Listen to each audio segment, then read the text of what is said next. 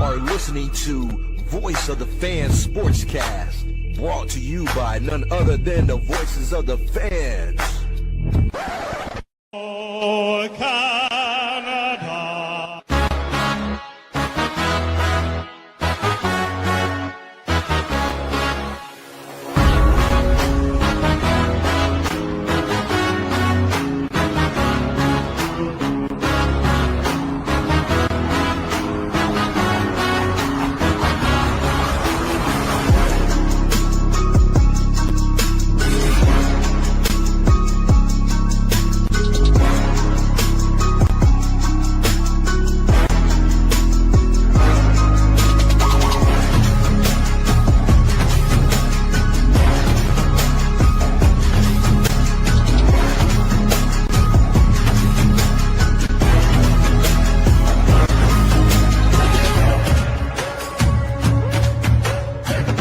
For Tuesday, the 10th of February, I'm Randy Katarey. This is Voice of the Fans Canada. Come on in and join us. Really appreciate you coming along board. I am having some difficulty with the video here. What is going on? Okay, we got Tony here. We got myself here. Okay, and what a way to start this show. Tony, Antoniou, my partner in crime, is here with me as per usual. Tony, how are you? I feel like I'm okay. I just feel like I don't have a position problem. I feel like I'm sliding off the screen. Let's see if we We'll could. figure it out. Let's see if we could. I guess with the two of us on, usually we have three or four. It's probably my fat face. No, you know what? No. Oh, okay. That's a little better. That's a little better. Those of you who have downloaded today's episode, thank you so much for doing that. Of course, you have no idea what's going on if you are not watching live on YouTube, which we are live on YouTube at VOF Canada. So Neel Katarey will be joining us at some point this evening, but Tony and I are going to start things off. We do have quite a bit to get to with regards to the Olympics, the FIFA World Cup, which I believe Tony did not have a chance to chat about on the show. We're going to talk a little NFL and, of course, our final segment, Straight Facts, Bro Relax. And Tony, the Olympics are upon us. And, of course, for Canadians like you and me, it's a really exciting time because NHLers are participating in the Olympics for the first time since the Sochi Games of 2014. But in a general sense and as a whole, do you have Olympic fever? Because I got to tell you, it hasn't really hit me yet. It has not hit me at all either. It's crazy. I caught some of the mixed curling earlier today, but I was just waiting until Premier League games started. And the same thing happened during the opening ceremonies when we were messaging each other. I said, I'm just waiting for Canada and Cyprus to come out, and thank God they start with the same letter and they're very early in the alphabet. And once I got that over with, I flipped over to a Premier League game on the Friday. So I don't know. I can't explain it. I have no idea why. I used to be an Olympic junkie. I could sit and watch it all day, but I have zero fever. I'm sure I'll start watching the hockey when it gets going, but not at all. So I'm in your boat, and I can't explain it. Yeah, you know what? Neither can I. Therapist about it or something. I don't know. See a therapist about it? Yeah, no kidding.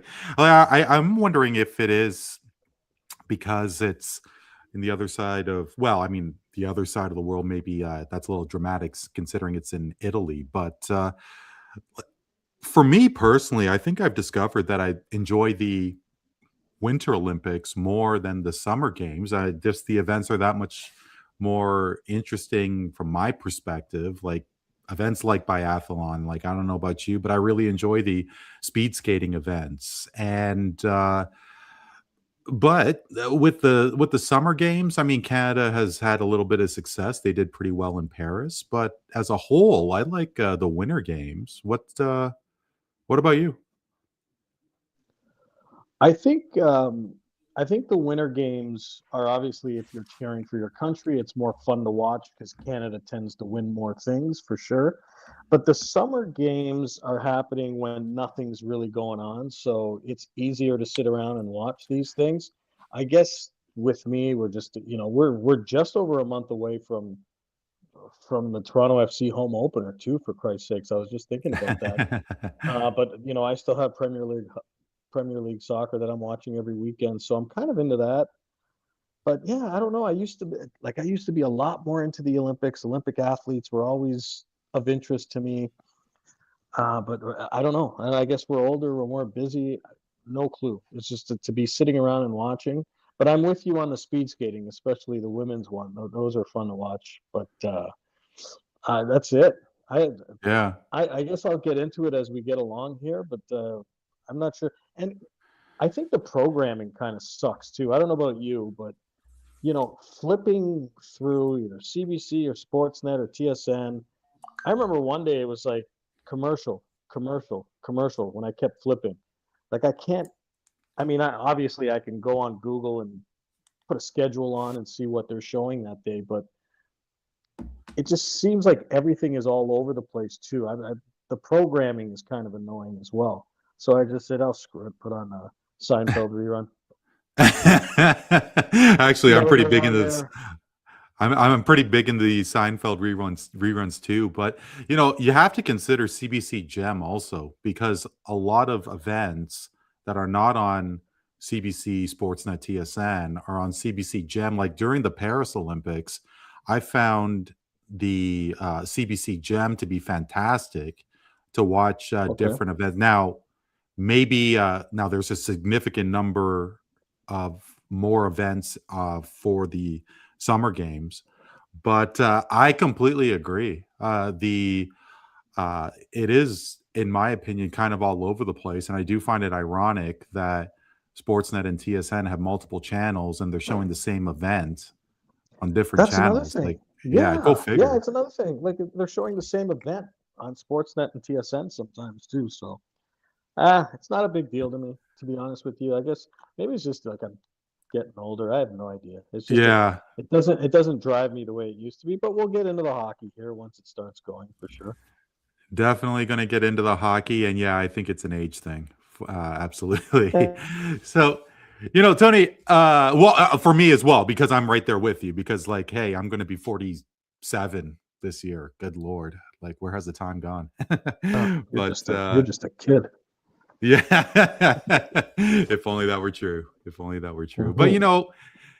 you were talking about hockey, and we are. Let's get right into it, Tony. When you and I were talking about the Four Nations face-off, you had mentioned that your interest could have been higher if Russia was in this tournament. I certainly agreed with that sentiment. I think fair to say that I was probably more interested in Four Nations than from beginning to end. But the loss of Russia, the absence of Russia, really did make a difference. Russia's not in this tournament, and they're not in the Olympics. Period. Uh, about the hockey tournament, I mean, is it the same? Is it the same for you as it was for Four Nations in terms of its interest because Russia's not there? Well, I still think it sucks that Russia's not there. I understand why, but we'll keep that out, the politics to the side there. But obviously, there's a little more interest because there are more teams involved. The Czech Republic are in there as well. They're not a they're not going to be an easy out. Even Germany with Dreisaitl, it's going to be interesting to watch that. Switzerland, they've got a few NHL players as well. So it's not as like definite as say the Four Nations was, but yeah, no, for sure. I'm looking forward to it still, but it's not best on best without Russia. It's just not, and that you can't change my mind. Well, I don't think I really want to. I mean, Yeah, Russia's a big player, and I and can't and I can't see too many hockey fans disagreeing unless you're really, really, really politically just no, it shouldn't happen because their president is invading a country and this and that. It's not right, and but I don't think I've ever seen any other country um, not be allowed in the Olympics in this fashion before. And you probably could have kept the United States out of a few of them too, right? But I digress. Let's not get political here. Well, I Um, mean, it's I'm just a matter of I, missing out. A player like Kucherov, who's one of the top 3-4 players in National Hockey League, not being able to watch him play in the Olympics is a shame. It's an absolute shame in my opinion, and it's sad, and it's too bad. And Ovechkin, trying to get another kick at the can there. Malkin, we're talking about guys who have this. This was the only opportunity right left for them to play in the Olympics. So yeah, it's Panarin, Kaprizov. yeah. No, I mean, and this has been like I remember Russia, Soviet Union have they were able to participate, but they had to go under a different name. They weren't able to be recognized as Russia, Soviet Union. And I want to say that South Africa was not allowed to participate in the Olympics because of the apartheid. This is like in the 80s or 90s. I really want to say South Africa, but or was it the World Cup of Soccer? I can't remember. But yeah, political feelings aside, I mean, the IOC made its decision. I do find it ironic, of course, because Russia did host the 2014 games, and they hosted the World Cup of Soccer. What's going to happen? Actually, Russia is not in the 26th World Cup. Is that correct, Tony? I don't remember Russia if they were even Yeah, allowed. they're not allowed. They did not. They Take weren't part allowed. in, Okay, yeah. no. So what really did change between? And I mean, truthfully, I well, we could keep politics aside, Tony. I don't know if you do want to jump into it, but well, let's keep politics aside if you want. Yeah, we Well, don't. I'm sure there'll be time for it when we talk about the halftime show anyway. Yeah, no, you So know what? You're right. So you know what? South Africa was left out of the Olympics for nearly 30 years due to its apartheid policies. The country was Yeah, banned from the Olympic Games beginning in 1964, and they remain excluded until 92. huh, So yeah, yeah, you got that one right. yeah. What a rare experience. But Crazy. yeah, we'll step aside with regards to the Russia involvement and so on. But you know, Tony, how many times have I said this over and over again? And with regards to NHL participation for the Olympics, I just don't see why the NHL does it. Really, I need to be convinced that NHL players would not do everything possible to win a World Cup of hockey if they had a consistent 4-year program. I mean, I can name off the years where Canada Cups, World Cups have taken place between 76 and 81, 84, 87, 91, 96. My father, his first experience feeling like a Canadian when he came to this country in 69 was the 72 Summit Series. My first sporting experience, it was 87 during the Canada Cup. Both of those events took place in September. And this international hockey tournament during both of our formative years, yours and mine, were in the summertime. And the NHL just cannot get their act together with regards to a World Cup.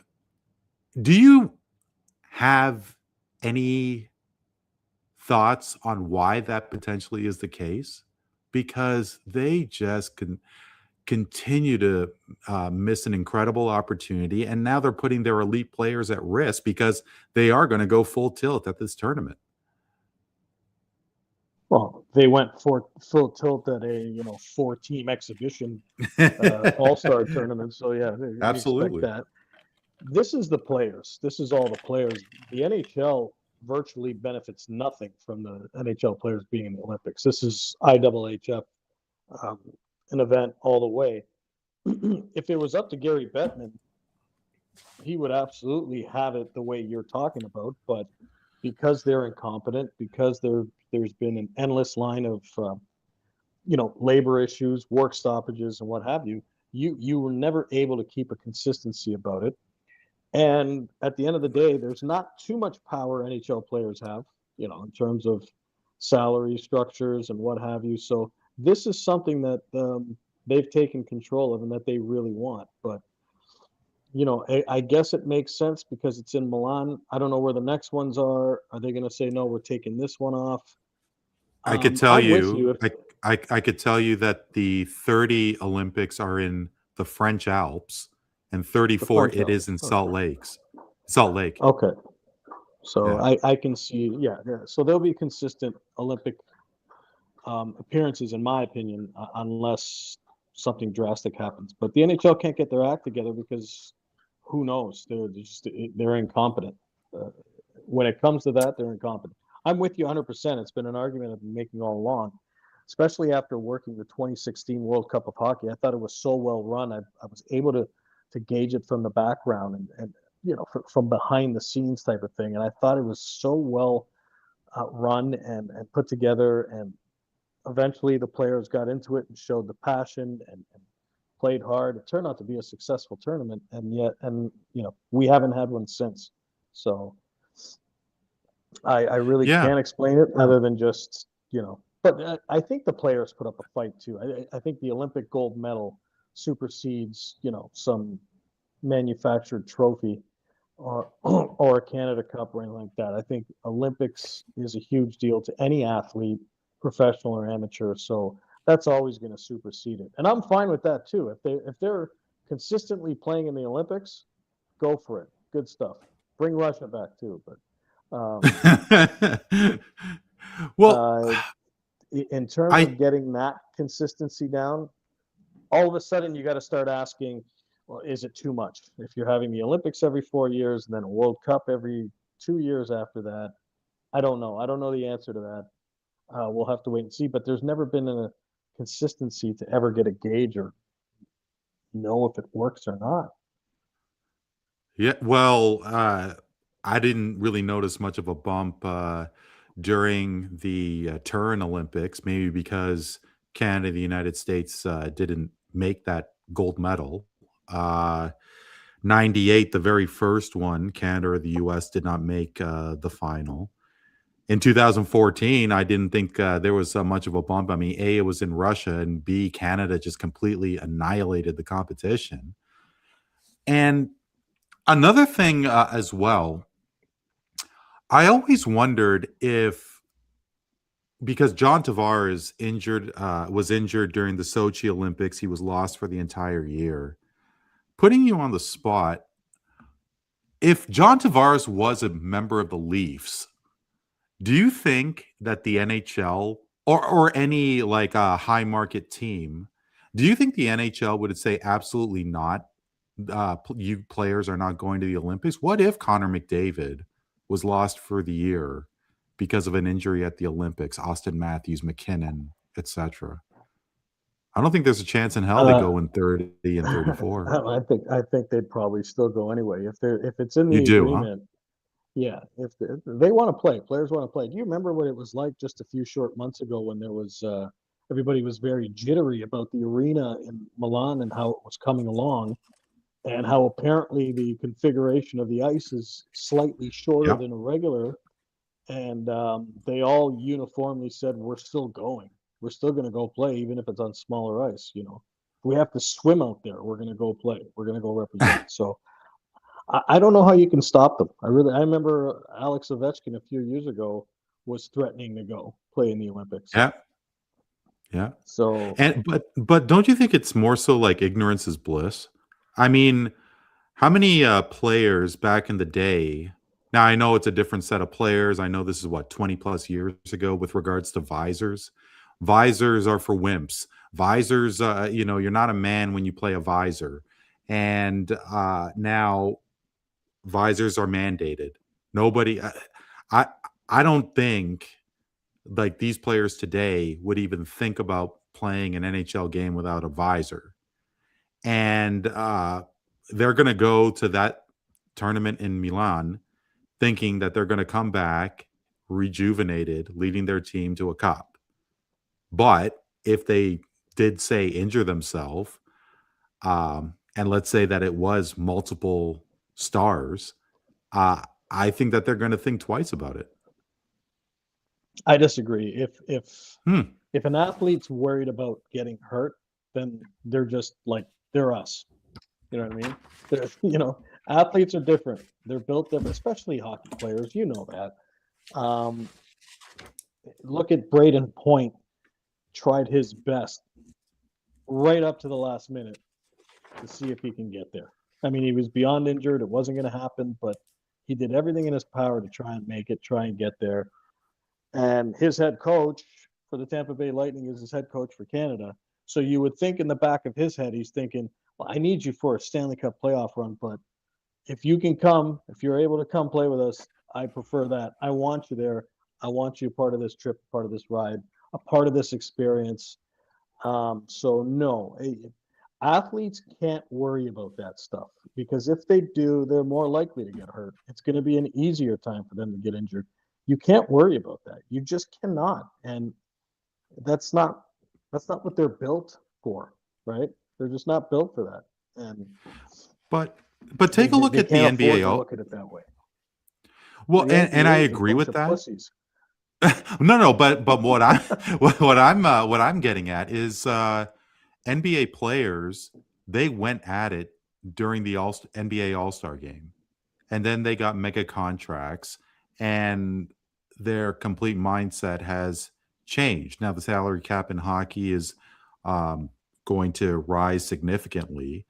I think it's going to be a matter of time before an NHL player gets $20 million a year. Oh yeah, very soon. What if they actually had the mindset? Because I think NBA players got to this point because of the contracts and the salaries. And I don't think an NHL player is going to get to say $70 million in a year, but the AAV is increasing and increasing, and it's going to increase significantly. I think it's a matter of time before NHL players say, you know what? I'm going to take a day off. If that happens, I promise you I will quit watching hockey the next day. I can never see that happening. I just think it's two different mindset, two different type of athletes, two different type of personalities. And you know what? It's not fair to say every NBA player is like that, but yeah, the league has ceded a lot of power to players in the NBA over the last few years, and it's, as you can see, it's not a great thing for the league at all. It hasn't been a very good thing for the league, as they've kind of run stagnant. I know for me, I haven't watched a minute of NBA basketball unless I'm working a Raptor game. I haven't watched a minute of it, and even when I'm there, I barely. And there are a lot of people in my boat. I have no clue who's in first, where the Raptors are in the standings. I don't look. Even now, there's no hockey. There's only basketball on TV. I don't watch it, and that's part of the reason is the attitude of the players. So I think it's a combination of the hockey culture. It's also the feeling of they're a lot more team orientated. They're a lot more team first people. They're not worried about themselves. They're not worried. It's not about money. It's not about contracts. It's about being there for your teammates. It's just a different mindset, right? I don't know. I'm not an leader, so I can't explain it, but you know what I'm saying. Like I 100% know what you're saying. We've been following both sports for how many years, and the way hockey players is just different. They're just built different. That's it. No, you know what? And I completely hear you. All hockey players are different. They, I mean, can basketball players, NBA, even from 30, 40 years ago, would they have, gone full tilt like the Four Nations tournament? Now, Four Nations, yes. I think is different because, but I do think it's different because it was the very first time a number of those players represented their country at a senior level. Matthews, Right. McDavid, McKinnon, Mhm. Makar. Let's have those guys make it for the third time around. Like And they'll Alex gladly Pietrangelo. be there. They'll I don't gladly be there know. too. I don't You know. think Austin Matthews is 100%? He hasn't been 100% all year, right? And Sure. to Yeah. be fair to the NBA players of like the Jordan, the original Dream Team era, those players, they had that kind of mindset. I'm talking about today's players are different, but I would never speak about the Isaiahs, the Jordans, the Charles Barkleys. Right. Me neither. Uh, those guys were different bird Magic. They're a different breed back then too. Those games were bloodbaths. Like you play the Pistons or the Bulls or the Celtics. So that was a different time. And like I said, part of it probably has to do with the amount of power they've ceded to NBA players. And I think the super team thing created by everybody's favorite person, LeBron James, probably assisted in it too. You know, it's just a softness now, very sensitive, very soft. They're having fans thrown out of the game for calling No, him. I'm sorry. What happened with Yeah, LeBron in Indiana? I completely agree with LeBron. You don't tell your kid that. I I don't hope your even know what kid you're talking. dies. What is it? Oh No, no, no. no, In that Indy, yeah, no, I'm not talking about that. It's Michael Westbrook gets a fan kicked out because he called him Westbrick. I mean, come on. No wonder he wears a dress. Like it's I mean, it's I think it unreal. might be But more than anyway, that, but I yeah, digress. no, No, it no, was for sure. Westbrook. I if that was That the was it. case, then okay, okay. No, Yeah. sure. That was weak, but we'll see what happens with regards to uh, tournaments of the future. But hopefully the NHL players will continue to go full tilt because international hockey, I don't think there's anything that beats it. Um, Tony, I wanted to show you a little something. Of course, the women's tournament is in full swing, and I am so envious of my sister and my nephew. They went to go see Canada USA in Milan. Unfortunately, Canada didn't really show up. They lost 5-0. And man, that USA team, Tony, is just killing it. But what I wanted to show you is both rosters, women and men, USA's now this is not including the goaltenders, but the average age is over 3 years younger in the US for the US on the women's side. USA's men's team, it's give or take a year and a half younger. There's 7 more players that are over the age of 30 for Canada's men's team. Uh, during Four Nations, Tony, I don't know if you remember, I was very fearful that Canada was not going to do well at Four Nations. They, of course, won it. And apparently, Canada's women's team is 0-6 in their last 6 matches against the Americans. I know I threw in two two tournaments at once for you, but I mean, regarding importance, how important is it for USA to take gold here? Because after Four Nations, and I don't know for sure how much more uh, popular hockey has gotten, especially with TNT broadcasting games. But I think this is an incredible opportunity for the United States once again. And if they come up short, it's just another opportunity lost. I think they'll be fine. If I was to grade the favorites in this thing, I'd have the U.S. and Canada pretty much even, right? I mean, If you had to choose it one, was though, if you had to choose one, obviously I'm going to take Canada. I'll take Canada for the experience. I'll take Canada because I think we got a couple of more killers up front in guys like Nate. Obviously Sid's leadership, but guys like Nate and Connor McDavid, they could be the difference makers. right, at the end of the day. But overall, you look at the blue line, the goaltending of the United States team, and it's pretty good. Now, there have been some question marks as to how Bill Guerin assembled that team.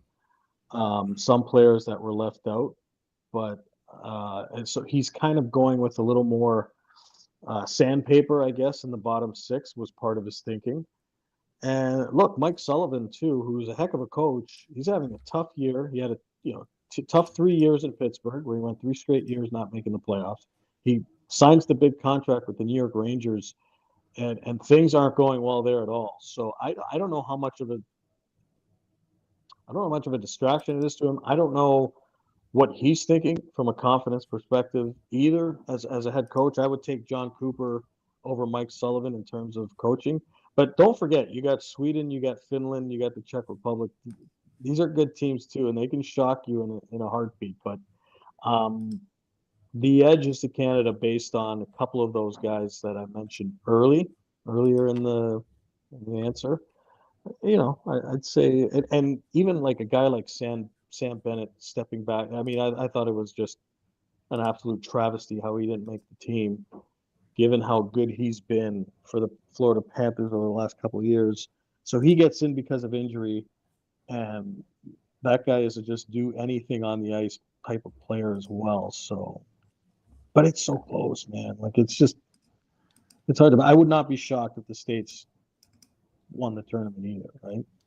But do they have the killers that Canada has? I mean, here in Toronto, we question Austin Matthews all the time. He's the captain of the team. Does he have that killer instinct? Can he match the intensity of the Kachucks? Because I think they're going to need him, right? Well, well, for sure they're going to need him, and he was absolutely robbed. If you remember, during the Four Nations, Jordan Binnington was just on another planet, and he was the sole reason why Canada won the Four Nations. I'm pulling up the Olympic rosters right now as we speak, and with USA, you were talking about the sandpaper of the team, and does Austin Matthews have what it takes to be a leader? I mean, he would have been an absolute hero if he had scored that goal. And I think Tony, he had a couple of assists in the final, but I think he played quite well, even though he was kind of hit and miss and dealing with an injury with the Leafs last season. I was wondering if players struggling throughout this first half means anything in the Olympics, because I think once they put that jersey on representing their country, all bets are off. It's kind of like the regular season versus the playoffs. Sam Bennett, I mean, he was just a typical ho-hum, like a 50-point. Yeah, sure, he gets his hands dirty and so on, but then he's like this offensive juggernaut during the playoffs, winning Conn Smythe. Like, I don't think it makes a difference one way or the other during the regular season. And they're going to go full tilt, and it's anybody's tournament to star in for the hockey tournament. Yeah, sorry, I'm mesmerized. You're showing me this blue line for the States. That's unbelievable. Yeah, you got Brock Faber, Noah Hannafin, Quinn Hughes, Jackson LaCombe, McAvoy, Sanderson, Slavin, and when you Werenski. see it on paper, it's like, holy shit! Like, who do you leave out? Right? I mean, obviously Jackson LaCombe will probably be one of the extras, maybe Slavin, but holy cow, it's pretty good. So I mean, like between you and me, we could go through who we think would be top six. It would be Hughes, McAvoy, Werenski, probably Slavin, Hannafin, and McAvoy. So that leaves Faber. Faber gets a lot of playing time in Minnesota, even though he's with Quinn Hughes. That guy's. They speak a lot about him. I mean, I don't watch him play on a regular basis, but I've heard a few interviews with Bill Guerin and some of his teammates, and they speak highly of him as well. But I have no idea. I mean, how do you pick that? Good luck, Mike Sullivan. So let's take a look at but for Canada, you got Drew Doughty, who's about as old as us. Thomas Harley, Cale Makar, Josh Morrissey, Pareko, Sanheim, Shea Theodore, Devon Taves. Still very So good, still very, very good. But Cale Makar is probably the best defenseman on the planet right now. So we got that. But overall, as a group, yeah, it's definitely an edge to the States. yeah, because in you're that probably going to have department. Makar and Taves on the same D pairing. And look, And then to your point to these guys, I mean, don't forget they're coming to stack teams. So whatever pressure you think is on them, I mean, obviously it's no bigger than the pressure they put on themselves um, eh, to contribute, to compete. But I mean, line distribution is going to be a little more equal when you're putting out four lines like that. But having said that, when you have, you talk about age and speed and this and that, like everything Connor McDavid and Nate McKinnon do are at like violent breakneck high speed. And so I think that could offset for maybe some of the veterans they have on there. There's a couple of, you got Brad Marchand and Sid and Drew Doughty, guys who are, closing in on 40. You got to watch out for that. There's a lot of energy with that United States team, but uh, you know, and I got to tell you, Tony, I love Marchand. As a Leaf fan, it's so weird, but I love Marchand. Marchand, Tom Wilson, like how are they going to do with that international game? Because they better be careful. Like, I mean, can they be as pesky as they can be during a regular season game? Because there's no zero tolerance when it comes to dropping the mitts.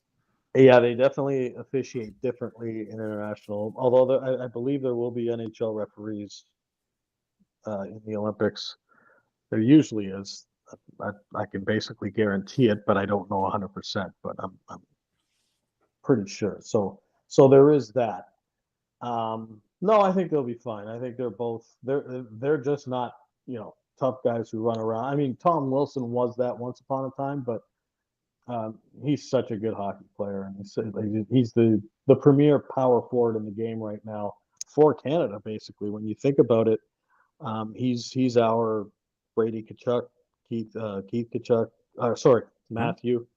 At this moment, he's earned. I mean, he literally earned his spot on this team this year, right? And he's a consistent 25, 30 goal scorer too. I think they'll be fine. And just to have him rub people out along the boards is good enough. He doesn't really need to kill somebody. Yeah. And well, we'll see what happens. Canada will take the ice. I believe it's Thursday. Thursday is game one for Canada's men's team. And you know what? It's yeah. Now, are you you're going to be working? Do you have the chance to I don't know, stream it on your phone or? Yeah, I'll be watching it on my phone for sure. Yeah. No, that's great to hear because, and I'm sure a lot of people are going to be calling in sick that day because it's been a long time. It's been a long time since Canada's best is out there to watch for the entire world to watch. So, Tony, it's amazing. Like, I don't think you and I have chatted too much about the World Cup since the draw. I don't think that you've had a chance to comment on Canada's group, and between Switzerland, Qatar, and a 4-team playoff that includes Italy. Canada, of course, one of the hosts for the upcoming World Cup of Soccer, and since we had spent the first bit of the show talking about international hockey, why don't we talk about international soccer? What are your thoughts on Canada's group here? I mean, they got a somewhat favorable draw. You think so? Well, I mean, what is Switzerland? I mean, you could tell me what Switzerland is. And I mean, Italy, between Italy, Bosnia-Herzegovina, Wales, and the other Northern Ireland, who knows what's going to now? Obviously, the quality of football from Europe. I mean, it usually is so much more stronger than North American soccer, but because there's so many teams and there's so many groups, like I'll try and pull up the groupings as you shed your comment. But is there a group of death? Because I don't think I didn't see one that was too strong. I think there was one. I'll pull it up too. But Switzerland's a very tough team, and if Italy gets in, they're not going to be an easy team, and they're kind of going to, and they'll probably have home field advantage, sadly, at BMO for the opening game, if they do qualify. So, man, I'm not saying they're gimmies. They can compete and get into the next round for sure. Don't get me wrong, but it's not an easy group. I mean, Qatar will be. Oh, there you go. Qatar should be points for England, Croatia, Ghana. Not easy.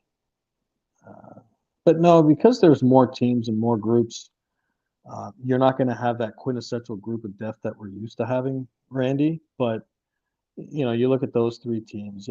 Never underestimate the African teams and how tough they are to play against. So, Ghana, England, Croatia, not going to be easy. But no, I don't see one either. I don't see like a runaway group of death. I remember you were talking about. Do you see anything? Well, off the top of my head, yeah, I think Group L, like you were saying there. You go by history. Beyond that, I don't know. I mean, Mexico. Now, who's the Group A playoff teams there? Because Group A, you have Mexico, South Korea, and do we have the Euro playoff? Can't seem to find it here. But yeah, between the host countries here, I don't know if so Mexico has South Africa, Korea, and the playoff winners there, like the teams that are going to be in the playoff. Canada has a team of a group of 4 that's going to vie for the final playoff spot, but they do have Qatar and Switzerland. USA's got Paraguay, Australia, and another group of 4 playoff teams. So I think, yeah, between maybe it is a coin flip. Switzerland, I think, might be the strongest team that a host would play against. So maybe I just contradicted myself there. Between Korea, yeah, Switzerland won their group too. Don't forget that. I mean, they had Kosovo, Slovenia, and Sweden in their group, yes, but and they're always a tough out. They always produce decent players. So it's not going to be easy, especially if Italy gets in. Because, like I said, that opener at BMO, all of a sudden, all bets are off. What are we staring at? Are we looking at a pro-Italian crowd, and which would be kind of embarrassing for sure. But I don't know how you stop that. For a lot of Italians living in Toronto. But they've had some impressive results in friendlies. I think Canada's done a phenomenal job organizing friendlies against very good opponents. They had a great run against, was it Wales and Romania back-to-back games earlier? I think they got Ireland right before. I want to say Ukraine. Wasn't Ukraine? Well, that was the little 4-nation tournament they had here in Toronto, but they had a couple of friendlies overseas. I think it was Romania and then Wales. They won both those games. They've scheduled their final friendly before the World Cup starts is against Ireland in Montreal at Stade Saputo. They just announced that today. I think. Oh, okay. Sorry, who are they playing at in Montreal? They're playing Ireland. Oh, Ireland okay. in a Okay. friendly in Montreal. It's their final one before the World Cup starts. So I think they've done a really good job in preparing this team, and I think they'll be good. I think let's just hope you know they're healthy, right? There's Well, some are guys you who got to get gonna? back on the back line. Yeah, Go ahead. are you gonna? There are a couple of matches. What is it? Tunisia and Iceland are playing in March. Um, are you thinking about going to those games? Where at BMO? Yeah. Well, I didn't know that. No, what is it? A No. qualifier? Oh, Yeah. sorry, a No. It's friendly. just A friendly. just a friendly. Yeah. Oh, Any I chance I was could not see if considering going. no? Yeah. Why are you I thinking might. about it? I'm thinking about it. Any chance I could see Canada? I love it. I love it. Davies, for the most part, doesn't play. Maybe he'll play. Get more game fit. Get more acclimated to the Canadian side. In It's March, you said? Because Toronto yeah. FC have so many games scheduled in March. I don't know how many different soccer games I could actually get to in 1 month. And the way the Yeah. weather is going here, I'm sure it's going to be minus 40 still. No, it's true. It's true. I like North American sides have just such a disadvantage because they're so far away from like competitive soccer nations. Like the players, whether you're thinking Pulisic or uh, Davies, Estacchio, anybody who plays in Europe have to fly all the way to Canada to play friendlies and Well, nation league. Stacchio no longer has to worry about that. Not anymore. He just signed with LAFC, so I don't Yes, he know. did. I don't know if there was any negotiations with TFC at all. I would like to know because I think that guy would have been perfect for Toronto's midfield, but I digress. Who knows? Maybe he wasn't Yeah, interested. I don't know. yeah, maybe. You think Altidore and Bradley regret? I know I'm putting you on the spot here. You're talking about Estacchio, but Altidore and Bradley played like when they came back to MLS. They spent the entire career. I think Altidore spent a cup of coffee, had a cup of coffee with one other club, but he was a non-factor. I don't even know if he finished the season. But they win MLS After Cup yeah, after he left sorry, TFC. Yeah, yeah, yeah. was it New England? New England. Yeah. Yeah. But they spent the majority of their career with Toronto. They go to 3 MLS Cup finals. They win, obviously, in 17 for a Canadian club. You think those two, especially, are regretting not playing for an American club? Because, hey, No, you don't think so? no, I think they have substantial bank accounts that would tell them no, we don't regret it. Right? Not too many clubs in MLS, especially just back then, like when you're talking about a decade ago, weren't willing to spend that kind of money on players, even as designated players, right? So probably not. I think they enjoyed their time here, especially Michael Bradley. He established himself as a franchise icon. But no, I don't. I mean, if I think ultimately they probably both would have wanted more opportunities overseas to prove themselves because that's the ultimate, you know, barometer when you're a footballer and you want to go overseas and be successful. But to settle in and come back here and win championships, I don't think they regret it at all, and they got paid very Hmm. well. Yeah, I suppose. I do wonder if there was something there. I guess because with MLS clubs, well, are they regionalized? I mean, with soccer, when Beckham was on the Galaxy and now Messi and Inter Miami, I mean, yeah, sure, there's a lot of people on those bandwagons. But if Bradley, I hear what you're saying, absolutely. But I wonder if there is a small part of them. But it's a question that we'll never know the answer to. Um, you know, Tony, Maybe we can get sorry, him on the please. pod and ask him. Maybe we can get him on the pod and ask him. I actually got Terry Dunfield's number. Oh, did you? I don't think I don't think I told you the story, but I saw He him would at a be a bar. cool And guy to talk to. yeah. I wonder if he does any soccer broadcast because on the pitch he was such an energetic guy, and uh, he doesn't do anything for one soccer, I don't believe. But yeah, no, he did make a mark for soccer in this country. I hope he is doing well. He'd be an Um, interesting guy to talk to. Yeah. Tony, when we were talking about Canada and the friendlies and the friendlies especially, maybe you could throw in Nations League as well. With those men's matches, I don't know when the last time you've been there for a Nations League or a friendly, but the upper deck is completely empty. When it's a women's match, it's sold out. And I do find that very concerning. I mean, this is Canada's national side. And I can't figure out why a city of 5 million plus people can't sell out that stadium.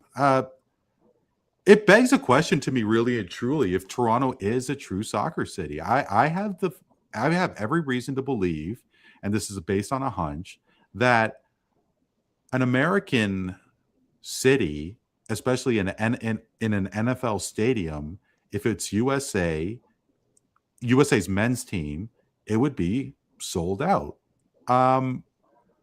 What are your thoughts? Is there a concern that it's just World Cup qualifiers and eventually the World Cup and that's it? No, we are a soccer city. I mean, I've been to sold out Rogers Center games for Benfica versus Liverpool, Rangers versus Liverpool. The quality is different. Toronto FC versus. Well, this is my point. We're a great soccer city in terms of fan base and interest, but it's just a lot. It's a very multicultural city, as we know, and a lot of our people here are more, hey, what's up, Neel? Neel Katarey is here. Neel, how's it going, my man? Good. Their allegiance. Good. How's it going, buddy? I heard you were away freezing your balls off like I was not too long ago. Yes, freezing. Yeah, isn't that fun? It was really that bad, huh? We could chat because actually my parents were in Mexico as well, while you guys were out of town, and my mother was saying that the weather was terrible, but my mother gets cold in a heat wave, but apparently it was really that bad, huh, guys? Let's just say it wasn't necessarily the heat wave we were hoping to get to. Yeah, sorry to hear that. No, it wasn't. Well, what kind of temperature are we talking about here? Well, 15 to 20, but like with a chill. Very good. Not that heat that you feel really on your, what you want. We had rain for like 3 days in a row nonstop, and usually down in the Caribbean, you'll get rain for like a nanosecond, it's gone, and you're off and running. You're in good shape, and I didn't take anything with me. Like I had an extremely light Manchester United zip up that I wore on the plane, just because I didn't want to take anything heavy. Whatever I could stuff into my handbag once we got off the airplane, right? So I was wearing that for 3 days in a row. Oh man! I was wearing that for 3 days in a row because I had nothing. So whatever the pants I wore on the airplane and my zip up is what I had. Oh yeah, I had nothing but shorts and a pair of jeans, but boy, yeah. It's sorry to hear that. I mean, so Neel, of course, I saw that you had went with your lovely wife and beautiful daughter. Tony, did you go with your girls as well? No, I went with my fiance's sister, and a friend of ours from work. It was me and 3 girls. I was Jack Tripper. Oh, right on. Good for you. Yeah. Now I'm sure that you made do, Tony. Unfortunately, they never came knocking on my door. Oh, your wife's not. Actually, I don't want to say anything like that. I love Shannon. But no, it's too bad. Well, hopefully next time you guys will experience some good weather for the next vacay. Yeah, I can. But heard it was really bad here though last week. So. Oh my goodness, Neel! Like minus 31 wind chill. Yeah, it was insane. Yeah. But I got to tell you that when there was no wind at all, when it was just like a still. When it was still outdoors, the air is so crisp. I actually love it. I don't know about you guys, but when there's absolutely no wind and it's that cold, I could eat that up.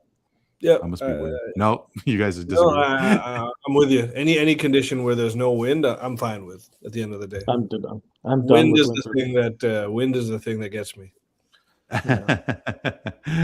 Yeah.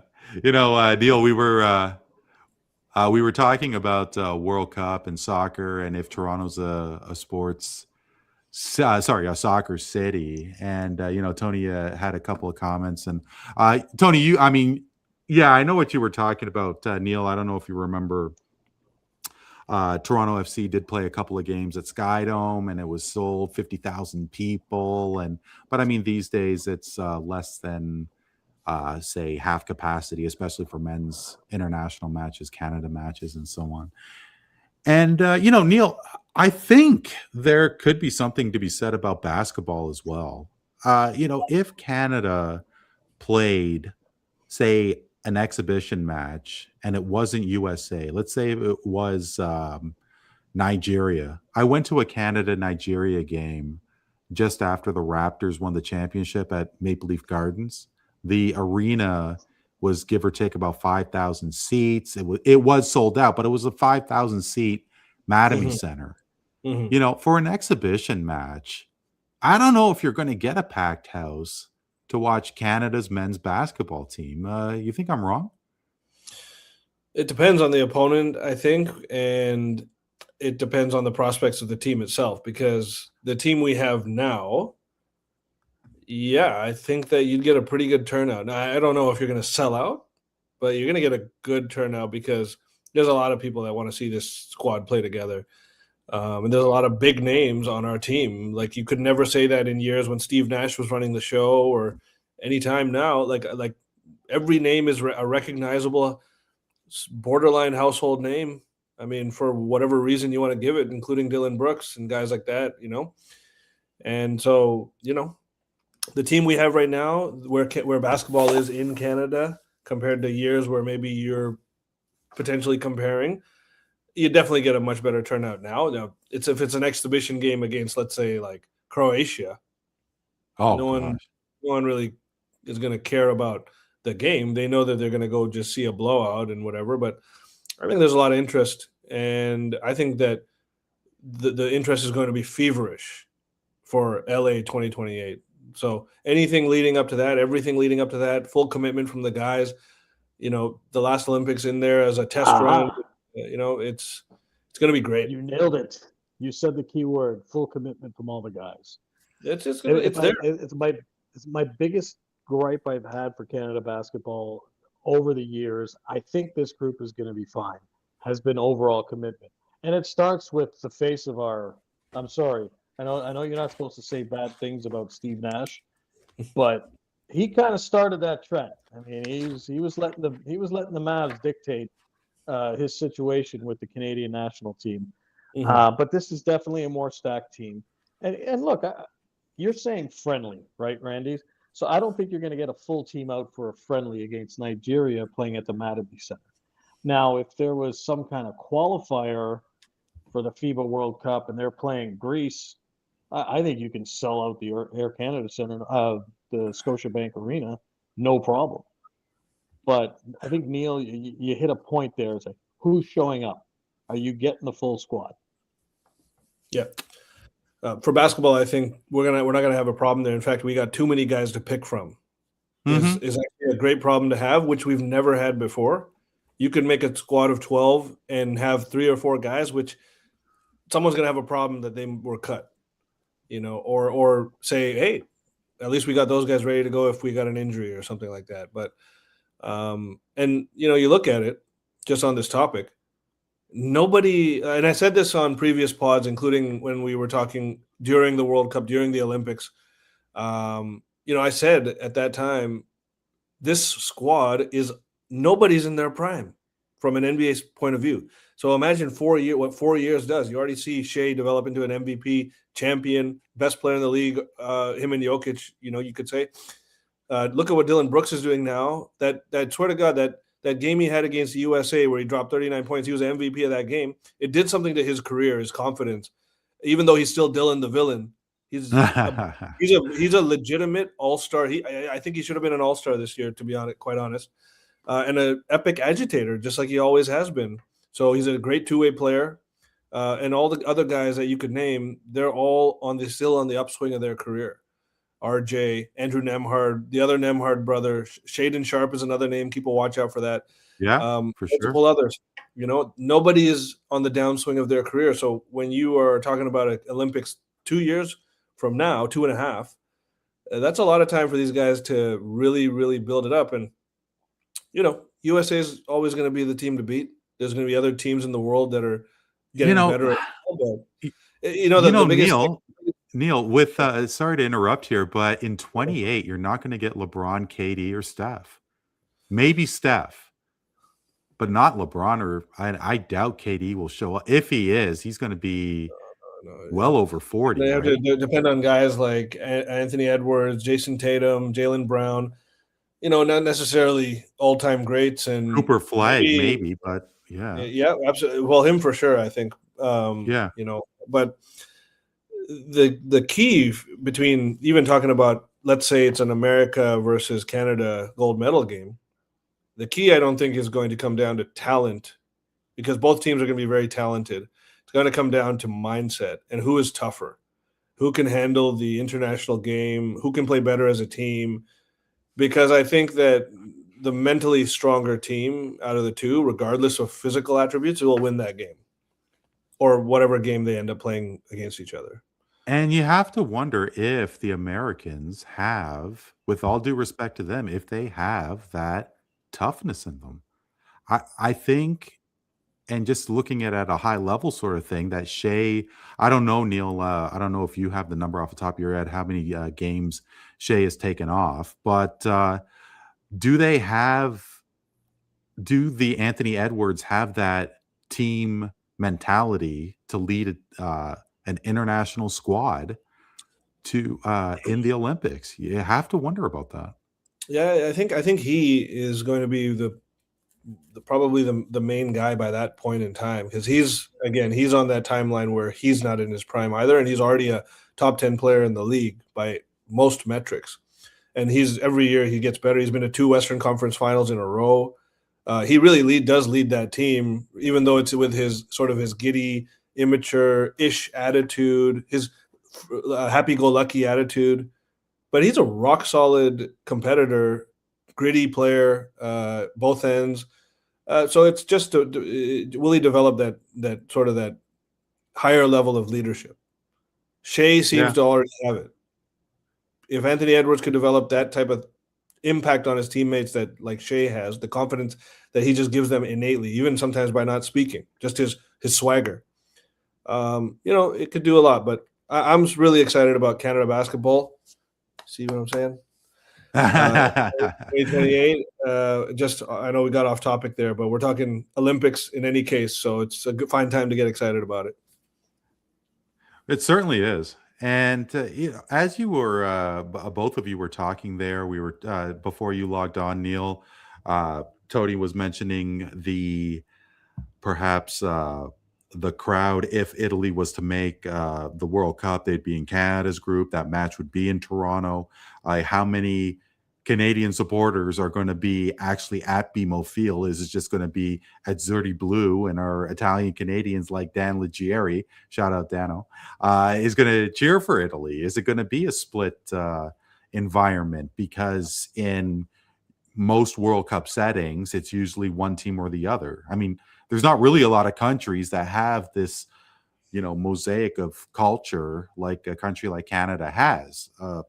But I remember a number of years ago, Dan had mentioned especially that if Canada and Italy played a soccer match, people are going to cheer for Italy. But if they were playing in a hockey game, those Italian Canadians are going to cheer for Canada. What do you think? And, Tony, put you on the spot. I'll start with you.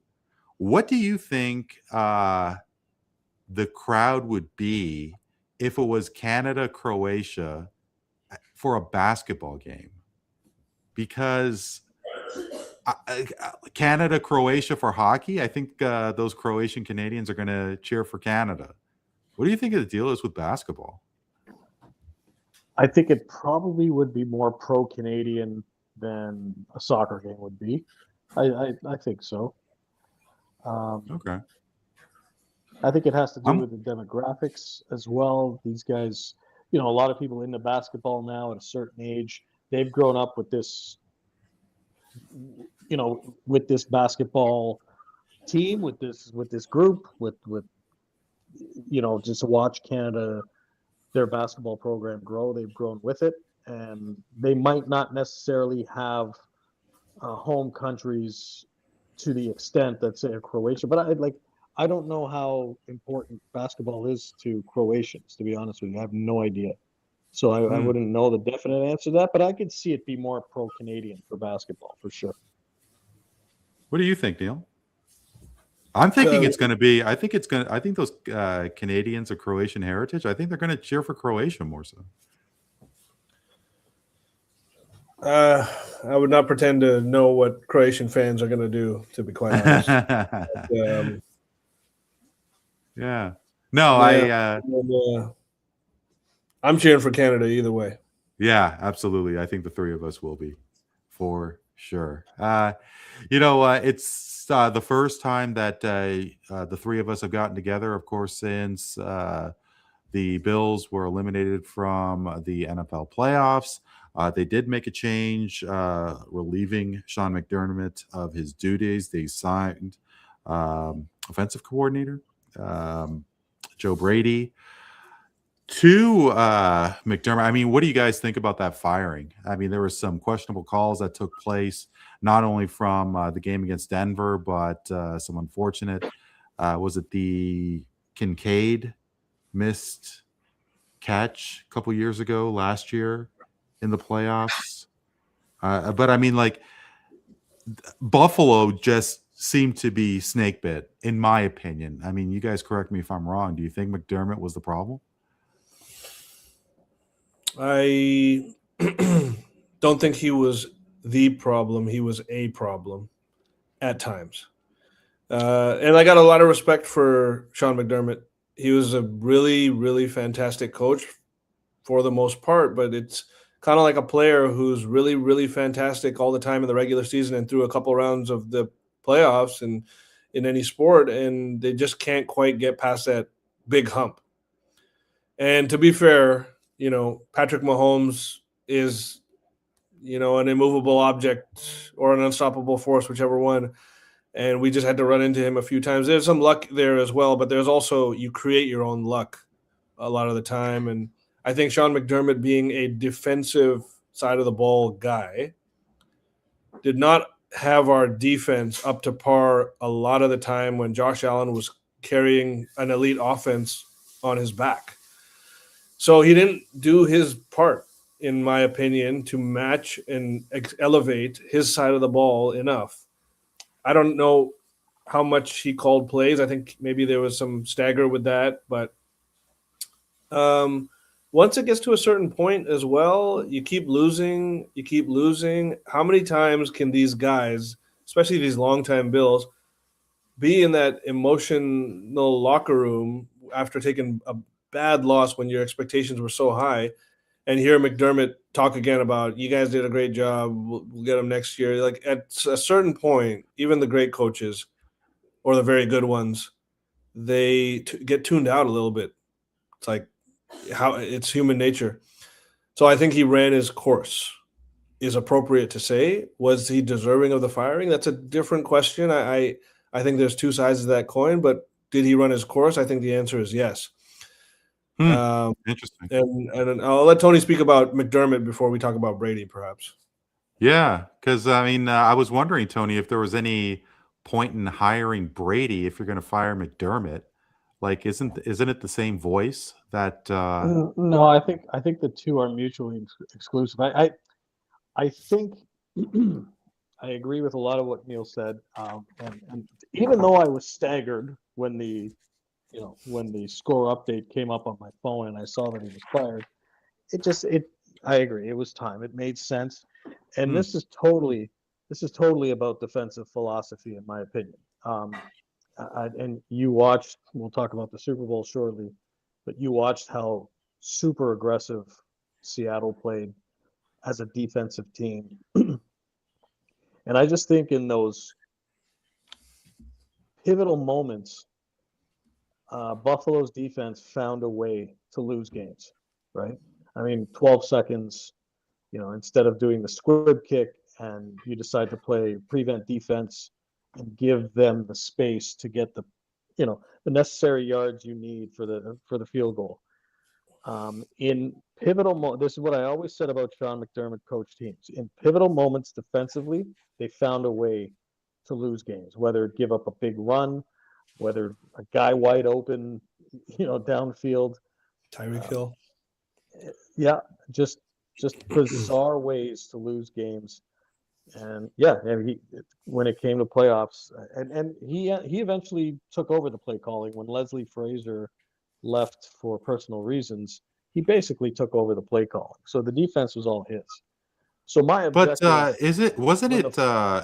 sorry, Tony, to interrupt because I question. No problem.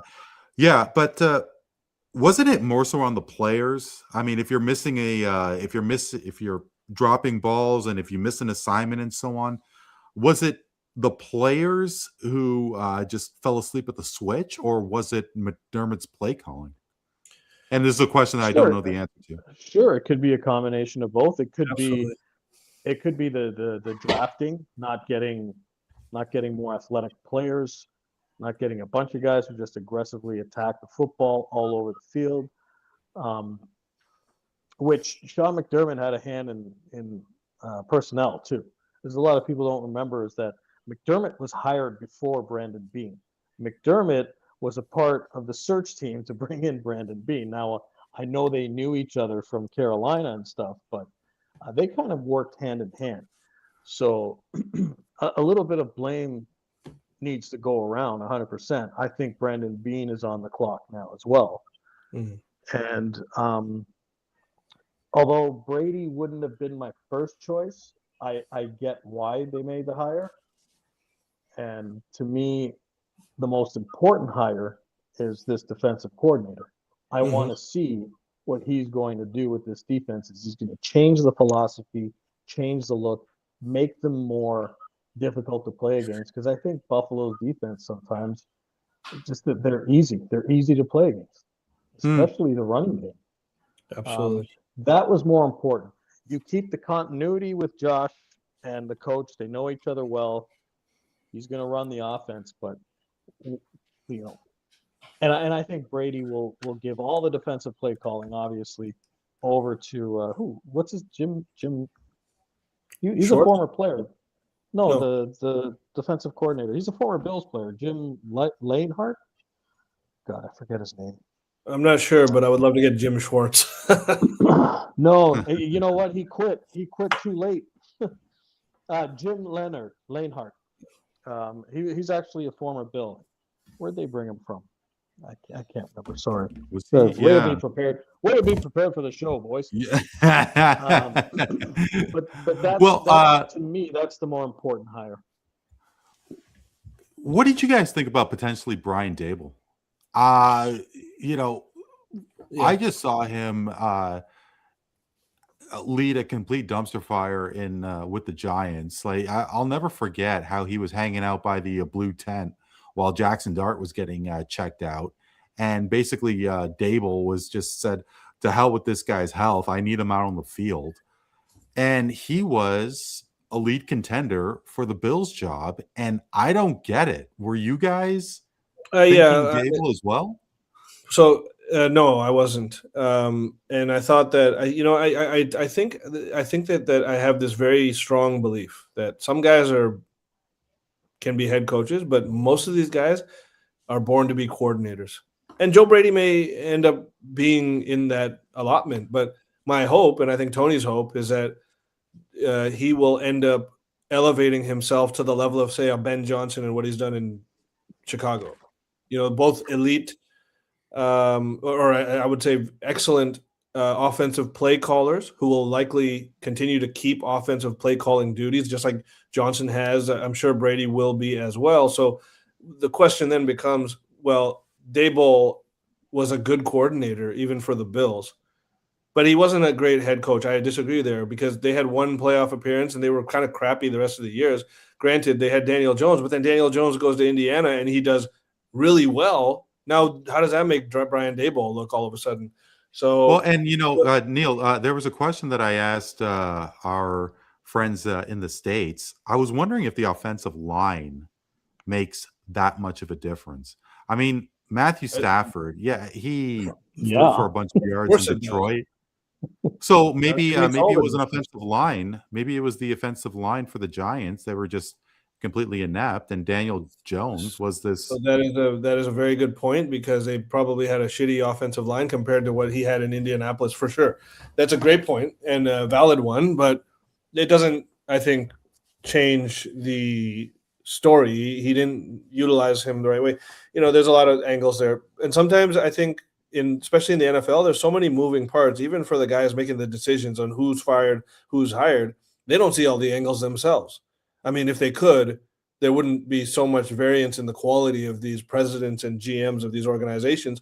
Like Howie Roseman for Philadelphia, he's absolutely elite and a cut above pretty much everyone else. So there's a few others, just like any sport. And then there's a lot of bottom feeders that really don't know what they're doing, make terrible decisions over and over. I don't think Brandon Beane is that. I think he's kind of in the middle. He's not terrible and he's not great. He's sort of average to above average, maybe, but lately he's not made the greatest decisions personnel-wise, even though he has, some decent history of, some nice hits. And yes, the tragedy here is that even though McDermott may have run his course, had the Bills made the Super Bowl, he'd still be our coach. And the problem there is that he probably had less of a hand in this loss than Josh Allen or the players than he has in other playoff fumbles, because Josh Allen had one of his worst playoff games that I can remember from the turnovers. Terrible. He did not have as nearly as good a season as he did last. He came third in MVP voting, but I don't really think he deserved to be third, to be quite honest. That's just me. I thought he for sure deserved the MVP last year, and I think he's going to be a lot better next year as well. Like Tony said, the run game was just horrendous. So the DC hire is going to be absolutely, absolutely crucial. And also focusing on some serious, run blocking or run stopping when you're in that draft, because the rest of the team looks pretty good already. Yeah, a lot of people say Josh Allen needs a receiver, but you know what? No, he doesn't. He needs a defense, because he can do a lot more than Sam Darnold can, but Sam Darnold has a absolutely monstrous defense, which that defense can win games by itself. And in order to beat a team like that, you cannot have just an elite offense. You have to have at least a good defense, not an average one, a good one, and in all phases. And maybe, just maybe, if you do have a good defense, kind of like how the Super Bowl played out, where Darnold was really good at managing the game. He managed the game knowing that I'm not – because you remember the first two throws in that Super Bowl. They were close to being picked. I mean, he was trying to thread the needle both times. But as the game went on, I think they kind of calmed him down. And he said, don't try and do too much. Your defense is playing great, and eventually, maybe – and I know it's going to be tough to take that out of Josh because that's just the way he's built. But, maybe he just does a little bit less. Maybe he'll be a little more confident knowing that, hey, let me throw this away. Let's punt. And I'll be back on this field because I know my defense is going to make a 3-and-out stop. No problem. Mm-hmm. That's kind of the mindset you have to get to, because ultimately that's what wins championships, as we see. It's, and I agree with you. It's not necessarily needing a wide receiver. It's maybe a little less. He made some bad throws too. He missed some. He missed some pretty you're talking about obvious Darnold. throws. Josh Allen. Josh in Allen, that excuse game me. as well. Yeah. It wasn't just the turnover. It was just like, now it turned out he had a broken foot. He had surgery on it after the season was done. But yeah, it was a disappointing ending for sure. But I think And everybody has to change. how dejected Josh was in the locker room when he lost. You feel for it because he really wanted it, and I mean, we'll have a quick chat towards the end of the show regarding the Bills, but quickly about the rest of the head coach firings and hirings. Mike Tomlin is no longer in Pittsburgh, and it is intriguing that the Steelers have only been through 3 coaches in over 55 years, and how do you think Tomlin's going to resurface and have a long tenure like he did in Pittsburgh?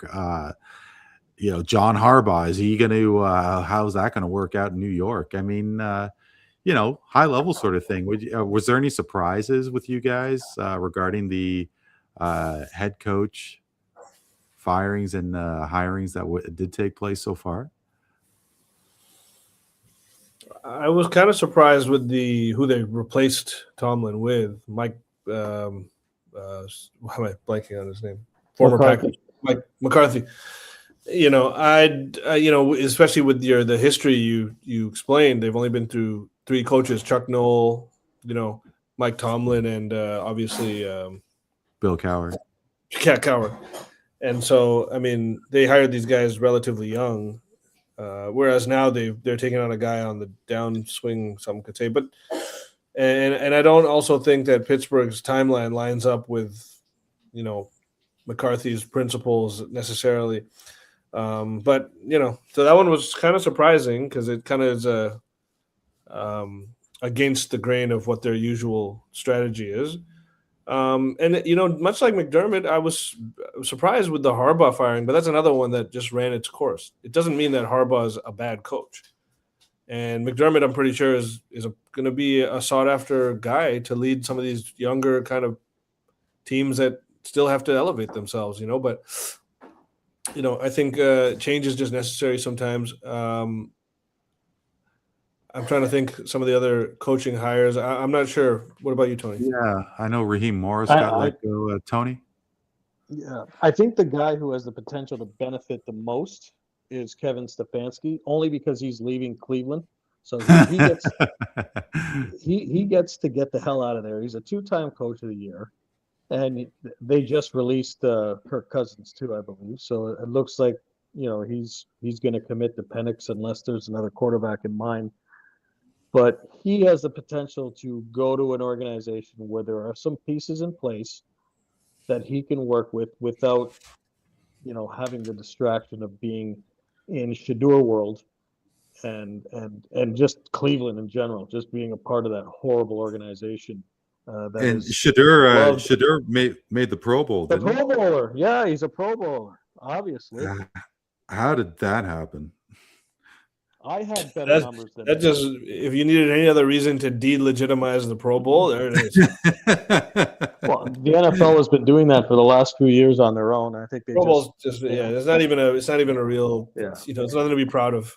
NBA All Stars headed that way too.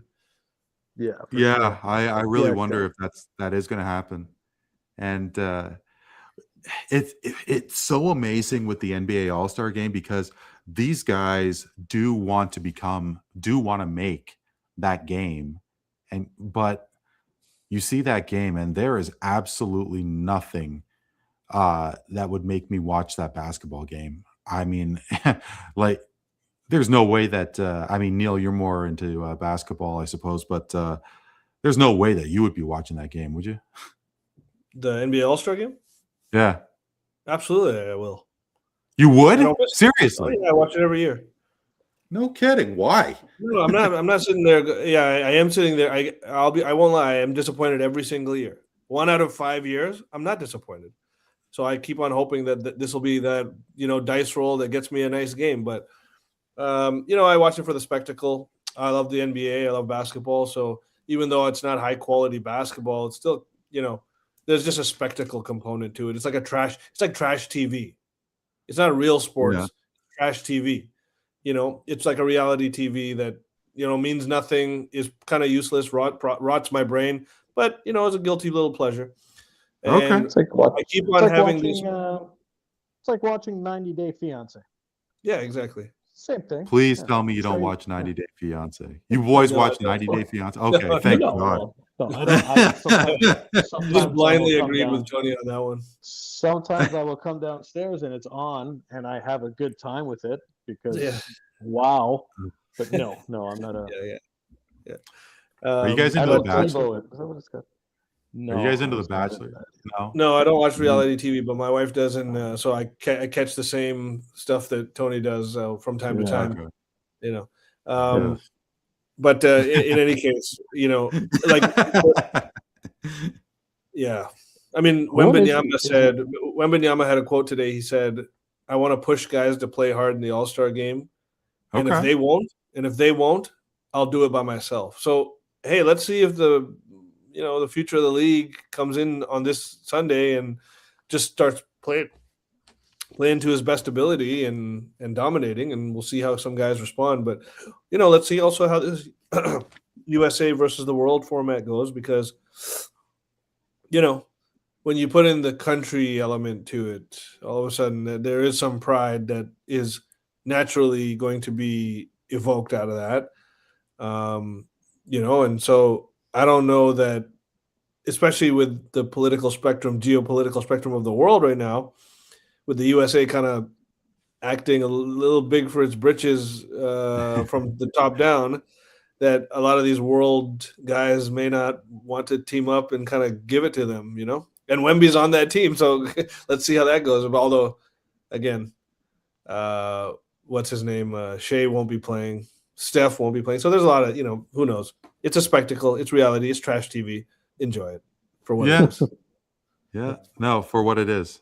For what it is. Guys, how about that Super Bowl? I saw that the Seahawks were favored. I don't know if it's the allure of the Patriots and Drake May and the albeit minuscule comparisons to Tom Brady, this unknown kid making a Super Bowl where, I mean, yeah, sure, he was a top pick where Brady wasn't. But the Patriots go back into the Super Bowl. They really didn't put up that much of a fight. Seattle wins their second Lombardi. And what are your thoughts on the game? Seattle, I think it was Tony who said Seattle's defense, it just seemed like it was all over Drake May. I think he got sacked like 6 times. I mean, he threw for close to 300 yards, but where Darnold just barely scratched 200. But Seattle just seems so dominant from beginning to end. It was a lot of Drake May's stuff was close to the end. It was kind of garbage yards, if you want to call it that. But Sure, yeah. It was. Listen, it was an awful game overall. I mean, it wasn't a fun game to watch if you're not into defensive football. I was personally intrigued by it because it took me back to the 2001 Baltimore Ravens defense. I mean, that's what I was thinking about when I was watching it. And even Seattle's win over was it Peyton Manning? Was it the one against Denver? Where that was just complete domination. I mean, that's right. That was over. That was over before it began. I mean, that's how dominant it looked. I remember joking, and I sent my friend a text message. It was 9-0 at halftime. I said, the next team that scores a touchdown will win the game. Like, if New England was able to come out, might have changed the mindset of the game. It might have been different, but, sure enough, it wasn't. And I think it was another field goal from Seattle, and I was like, wow, this is going to be tough. I haven't watched them play all season long, admittedly. And so it was kind of the first time I'm watching. It was fun to watch. The Patriots or the Seahawks. Obviously, the Patriots. I've watched them play a few times, but it was violent aggression all over the field. I mean, there was no weaknesses. It was insane.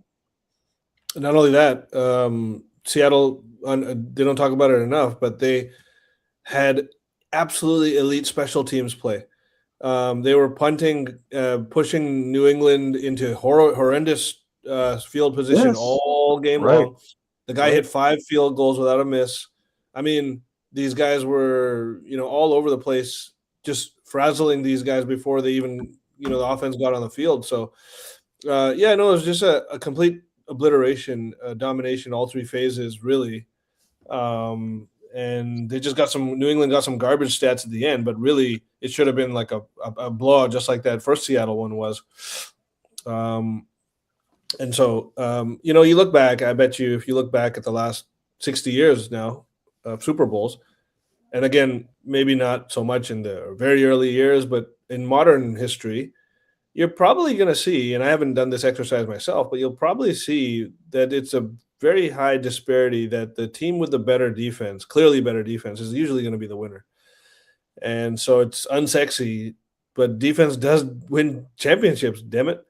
And, you really gonna have some outliers there, but those are going to be the all-time great offenses that are going to be the outliers, and if I had to guess.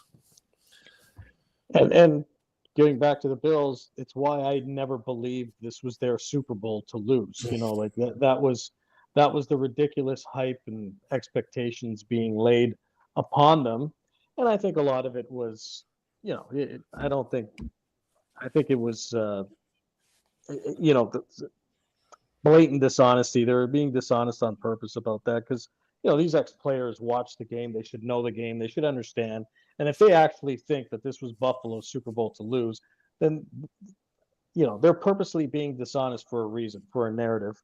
And do you know what I mean? And just setting it up so they can say, oh, look, Josh Allen can't win the big game.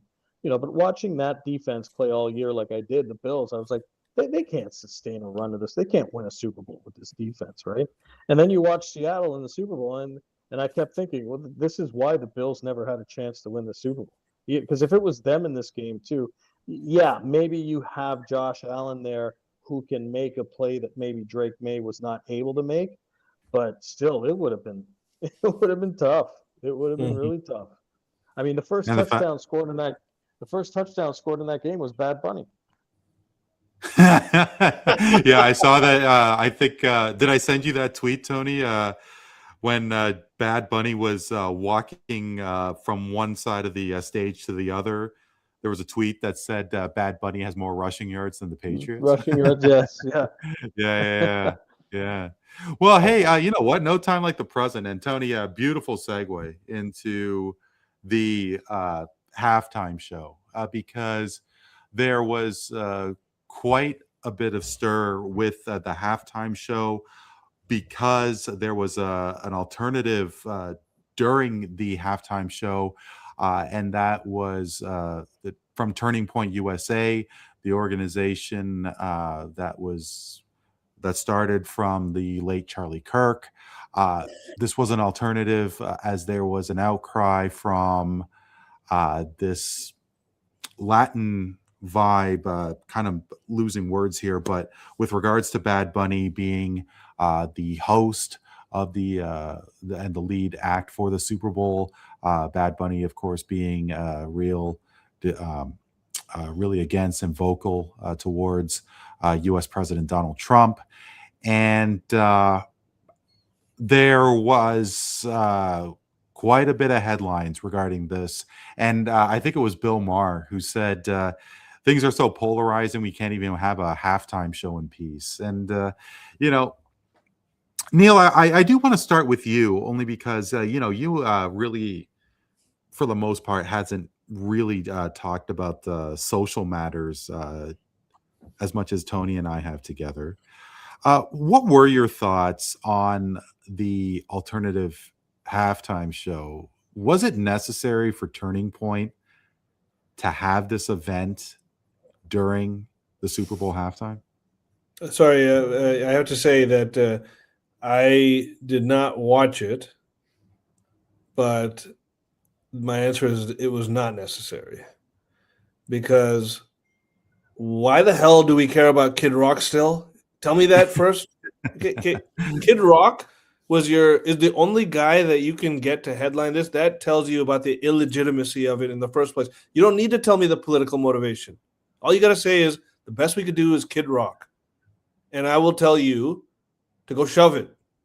Okay, it doesn't matter if it's Bad Bunny or whoever else. I'm gonna watch the Super Bowl, not your bullshit little sideshow, candy ass sideshow. Okay. Now, again, political messaging aside, there's no need to be anti-political about a football game. To be honest, now I know Bad Bunny. There was political elements or undercurrents to his whole performance, as well as there often is in the Super Bowl halftime show. But I find it kind of funny that even before, like the Super Bowl, that MAGA already kind of had their britches in a cross, the panties in a little twist, that they needed to preemptively get together a rebuttal to happen at the same time as the insult. Usually rebuttals come after the insult, but in this scenario, they just, I guess, assumed that they needed some alternative firepower to hit back. And I don't know. To me, that kind of is a weak look. I don't think that anyone got any smarter watching the Kid Rock show, most likely. But and politics aside, I thought that although I didn't know Spanish, and I didn't necessarily love the music itself.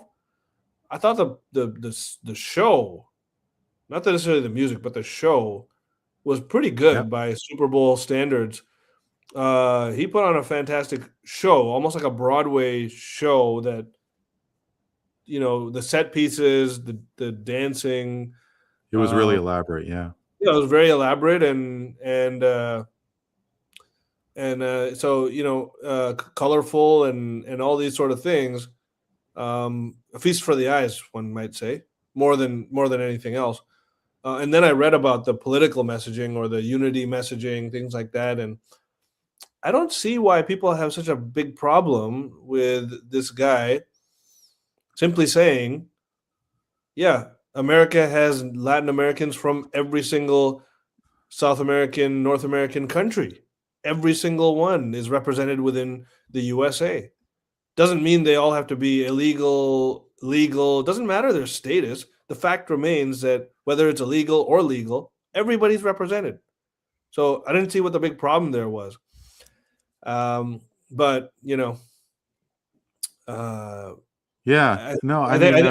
think this turning point show, to answer your question, showed whose panties are in a twist, and it wasn't Bad Bunny. Well, Tony, I don't know if you want to comment on what Neel said there, but I'm kind of thinking that Turning Point would have garnered more of an audience if they had this Kid Rock performance after the Super Bowl, maybe on a different day. It looked like, now reports did indicate that Donald Trump was watching the game with a bunch of people as well, and they had the concert on. They had the Bad Bunny show from where they were watching it as well. I mean, what are your thoughts to this whole thing? Yeah, apparently they had both on, but I successfully did not watch either that night. I went and showered during Bad Bunny, and it wasn't only because you messaged me and said I want to do a pod about this, so I forced myself to watch them both.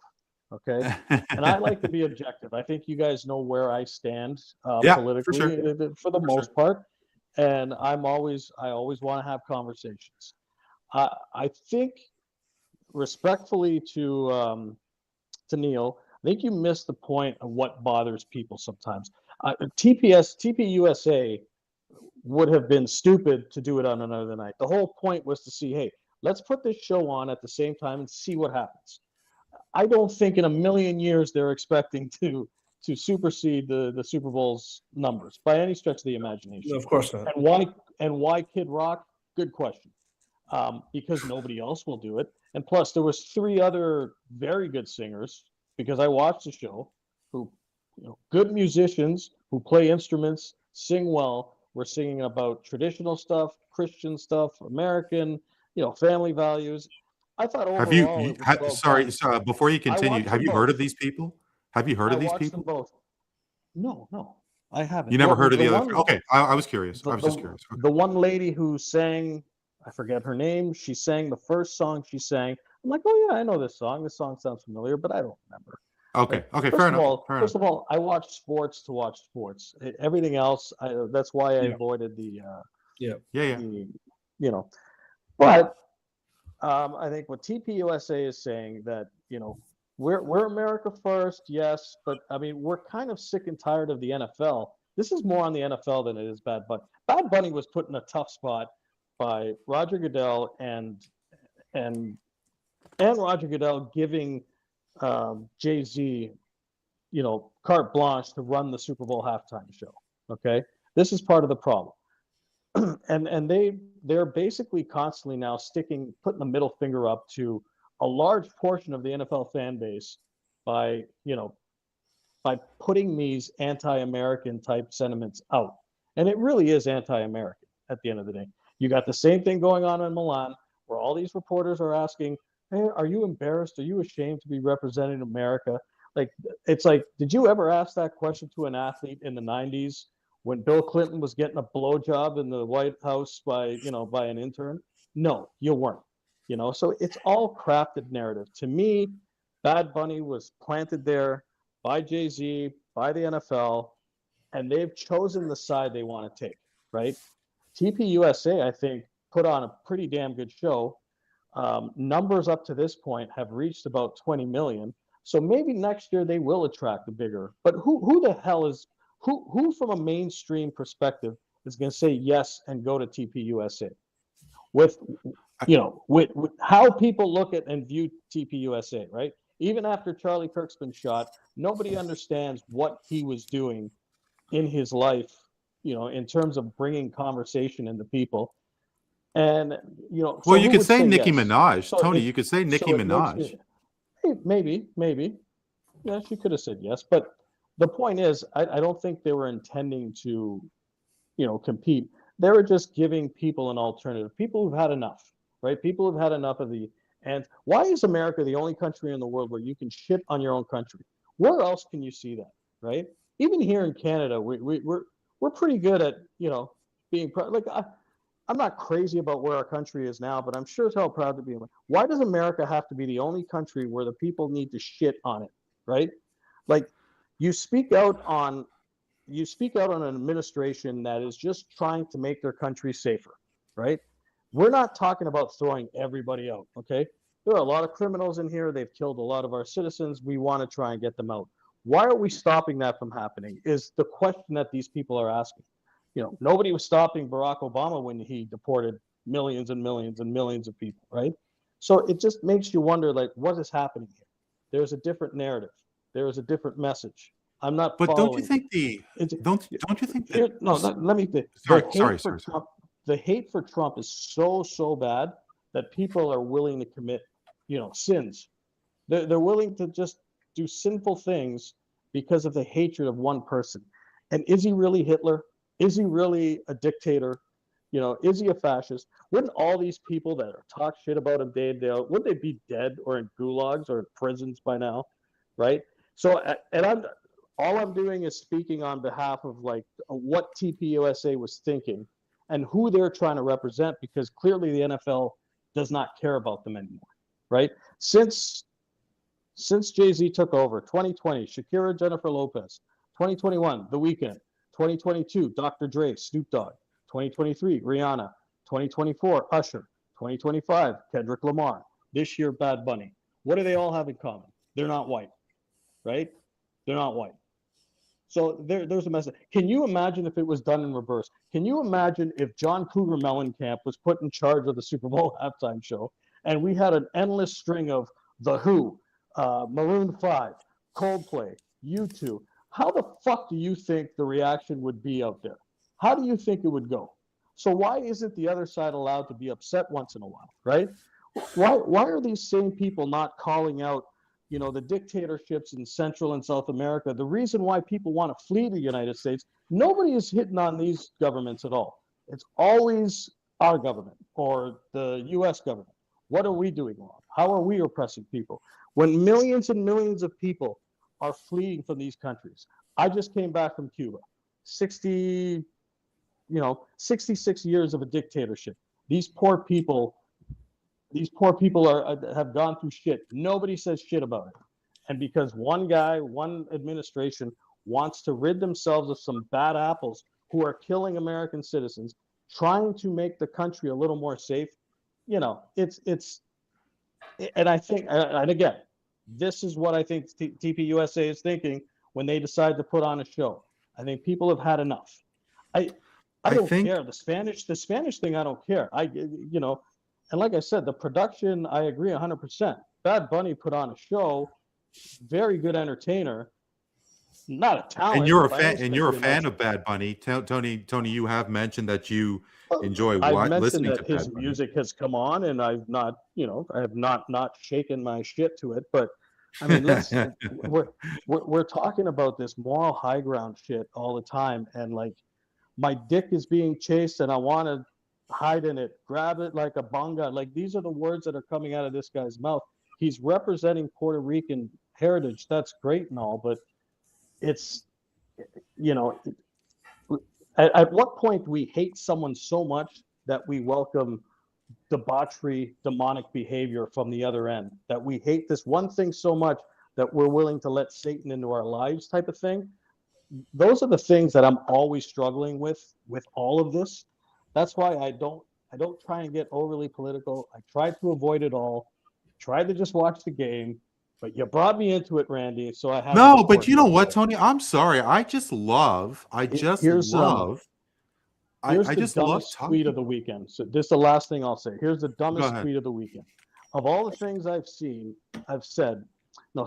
Of all the things I've seen said about the other halftime show, this seems to be the most accurate. The people who want their own halftime are the same people who wanted their own drinking fountains. George Stroumboulopoulos, you fucking moron. Nothing could be further from the truth. This is not about race, you stupid dick, because we were all, I was excited about Usher. I was excited about Dr. Dre. I was excited more than anybody when these halftime shows were being called upon. You know what I mean? It's got nothing to do with race, you dumb shit. You have a guy who lives in a $14 million mansion, gated community. He wouldn't let one ounce of these bad apples into their house because 14 security guards would stop. But yet he's criticizing the country that's made him a fucking multi-millionaire for trying to make their country safer. That's all I'm saying. And this is what I mean. This is all we've got to be fair and objective here. I can sit here and tell you Bad Bunny's a great entertainer. Did he deserve his spot in the Super Bowl? That's to be determined. Did he deserve his Grammy Awards? That might have been a convenient victory leading into the Super Bowl weekend just to give him more buzz. I have no idea, but what I do know is that a lot of people enjoy it, and that's great. That's great. But let's not kid ourselves with this political shit. Just shut up and sing, shut up and play, because I think there's a lot of people who are educated enough. And I think that's one of the things with social media too. It opens up to stupidity and people who don't speak and study this shit enough, speak more than they should be speaking. And then they come out and sound like idiots. The Steve Kerrs of the world, the Doc Rivers of the world, all just it's sickening. It is so sickening. But that's but Tony, here nor there. Tony, a couple of things. I don't know if Neel wants to comment on. Yeah. You go take a breath. You go ahead. Yeah. Because when you were Tony, take over, guys. When you were talking about TPUSA, they would be stupid to do it on a different day. The first thing that came to my mind was Colin Kaepernick taking the knee. I think it would be stupid of him to do it anywhere else beyond that particular spot when he was listening to the national anthem during that game. Bad Bunny's lyrics versus the Kid Rock song. I don't know the name of the song, but statutory rape is mandatory, or whatever the line was that in that one Kid Rock song. And I mean, between when Jay-Z was leading the halftime show, Of course, you could talk about Usher and his potential involvement in Diddy's parties and such. I mean, was there a musical act that had that kind of reverence than Kendrick Lamar and Usher and everybody else that you mentioned? I mean, dare I say Taylor Swift, but I mean, like, that would have been, a lot of people would have puked in their mouth because they're so tired of seeing a gorgeous woman on TV. I mean, whatever, go figure. But, you know, when you were talking about the Hitler line and Donald Trump being Hitler, I think that's an exact narrative of people on the left blowing things out of proportion so they could get the views and the likes, like we were talking about last week, 2 weeks ago, when Republicans do the same thing about like Ryan Clark, for example, blowing things out of proportion to get likes and views on them. I mean, I don't believe any of these people on the left, like even politicians like AOC. I don't know how much of I don't know how much she would believe in Trump being Hitler if she'd even said as far as much, because could AOC be the kind of person that tries to garner the attention? JD Vance called Trump Hitler, and look where he is now. So, you know, Neel, I'd love to have you comment on what Tony said. And Tony, I do know that you're on the clock here. But I'm very good, quick, actually. Actually, I'm good. I thought I had to pick up my stepdaughter. I'm good. Can I just Okay, you're quickly good. respond to Okay. that before Neil goes Yeah, on? And I won't go on a rant. I okay. absolutely, they Go absolutely ahead. don't believe. They absolutely don't believe what they say. What they say about him. Absolutely. You see video of these people. How about that famous video at the Carter funeral when Barack Obama and Donald Trump are laughing it up like Hurricane buddies? Carter? No, Which the former president, Jimmy Carter, his Oh, funeral. Jimmy This Carter, was excuse me. Jimmy, what did I Hurricane say? Carter. No, Yeah, no. I You didn't said say Carter. I didn't say Reuben, did I? Okay. No. No. I thought Laughing it that's up. what you meant. You know, I know they don't believe it. I know 100%. The problem is you could easily influence the masses, people who don't know better. And there's a lot more people who don't know better. Oh, I think they know unfortunately, better. in this world. No, I'm talking about the people who are saying it to the vulnerable people out there who just Correct. don't know better. I think they know And exactly what they're doing. And I think they know what they're no, doing. 100%. Yeah, it is for click. It's for their base. It's for their clicks. It's a, you know, why is of course it's 100%. It doesn't make it right. Like, are you justifying Absolutely. it? It's not Absolutely. right because that's what's dividing us, right? And unfortunately, you can't avoid people being vulnerable, being gullible to whatever the hell someone wants to say to you. Nobody takes the time to look at both sides. I have a friend like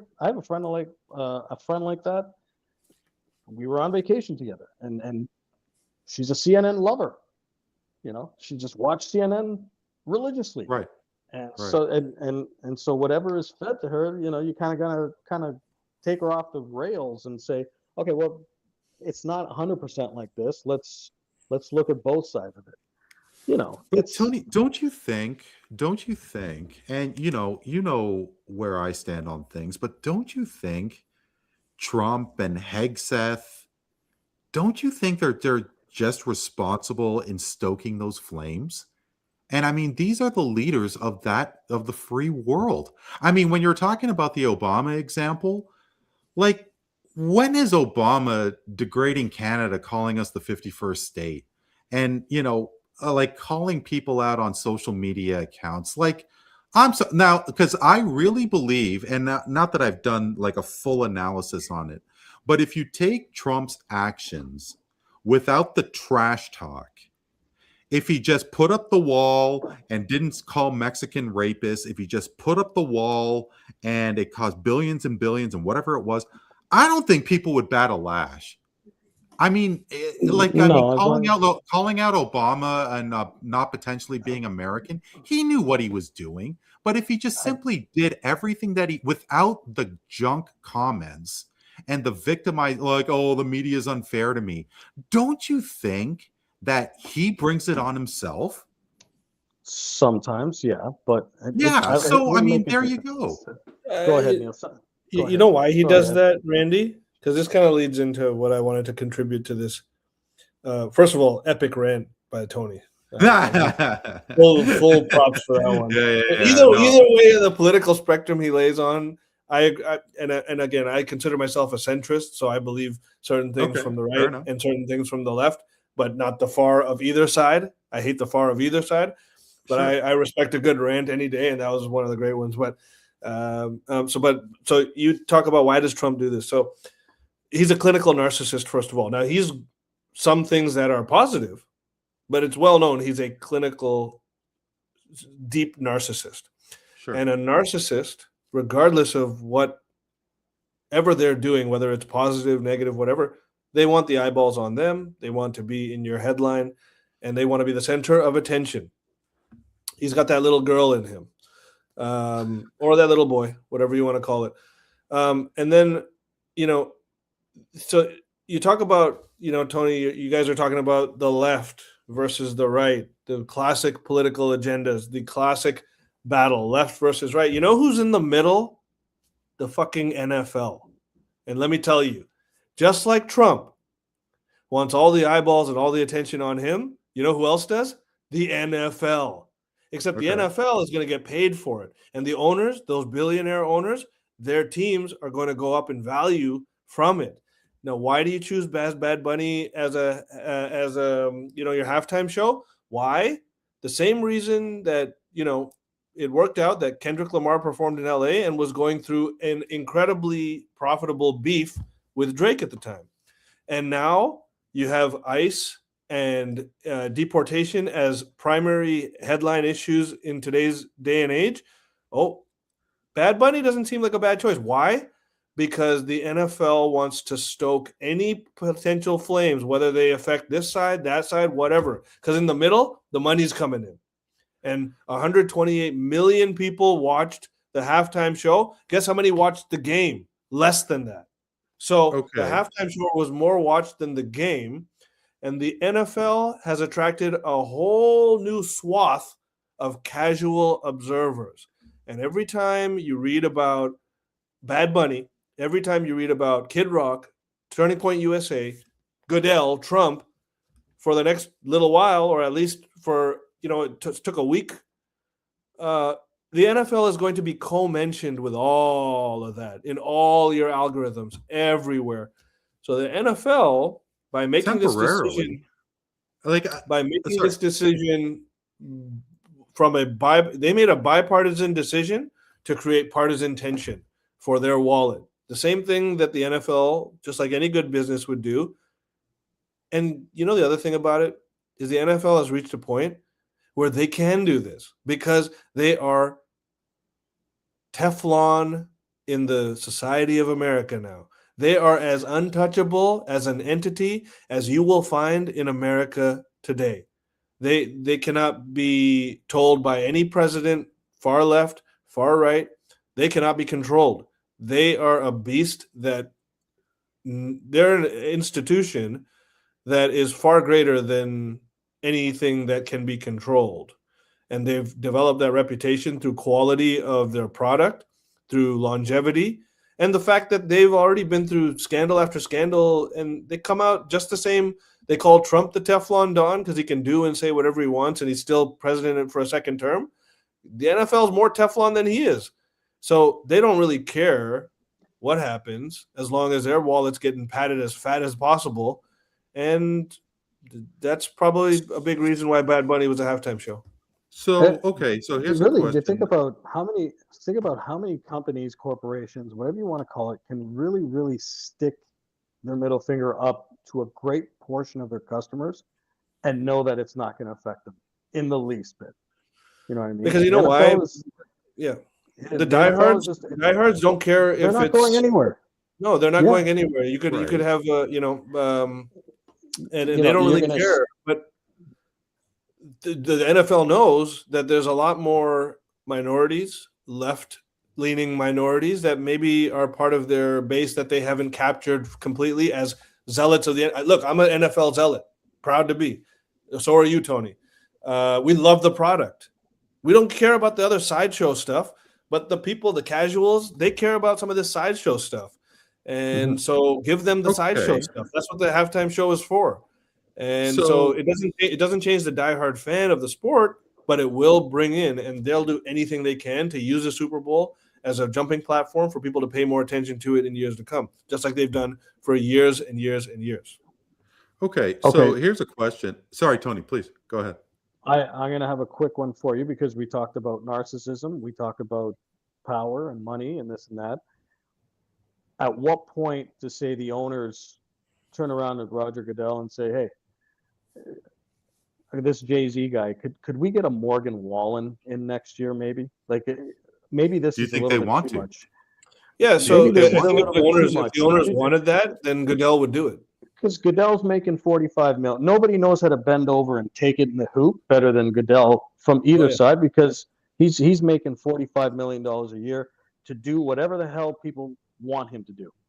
So then the owners are but down. let's- So then the owners, but- Tony, you have to say are down with even Bad this- Bunny. You have to say the owners are down with Bad Bunny. obviously. The Well, owners are obviously, down. The owners are down with the consultants that came in, gave them a report, and said, if you put Bad Bunny on the stage, then you Right. are going to attract a whole swath of new casual fans. And this is our projection. And the Morgan Wallen projection went like this, and the Bad Bunny projection went like that. And so they're like, I don't give a damn who Bad Bunny is. I don't know who that is. My daughter likes Morgan Wallen, but guess what? Do the thing that makes my wallet fatter. Do that one. But what if that same consultant comes in and says, well, holy shit, I know it was just Kid Rock, but 20 million people, we lost 5 million people, let's say. We lost 5 million people. Maybe those 5 million people plus another 10 can come back if we have a Morgan Wallen. No, you didn't lose those 5 million people, because I guarantee you most of those people that watched that halftime show came back and watched the game. So, Which means that they would left be the my. halftime show. Which means they left the halftime show to go. They didn't watch boycott. They didn't boycott. They didn't USA. boycott the game. They boycotted the halftime show, and they probably watched both of them side by side. To be honest, But you're still looking. Well, no, they don't have Donald Trump's money. But I mean, Sorry, like, Randy, you had a question, Randy. well, yeah, no, I can't remember what. Oh boy. Oh, well, because with regards to the halftime show and those casual fans, like, you know, all of those Taylor Swifties that were into the Kansas City Chiefs because of Travis Kelce, are they around? And those casuals that admire the NFL for bringing on Bad Bunny, are they going to be around in September when the season starts again? I don't think so. That's the question. Like, how That's much? the question, How right? much money? I think it's easy to answer. I don't think that they're going to be around. Like, I mean, how much money could the NFL have possibly have made from casual fans with the halftime show? Because I'm of the opinion that those households of casual fans were going to watch the Super Bowl regardless. That maybe in the days and the weeks after Sunday's game, that fans are going to watch the halftime show and Bad Bunny. But beyond that, they're not going to watch a thing. So how much money really are you making from the casual fan watching a halftime show? They're definitely not losing money.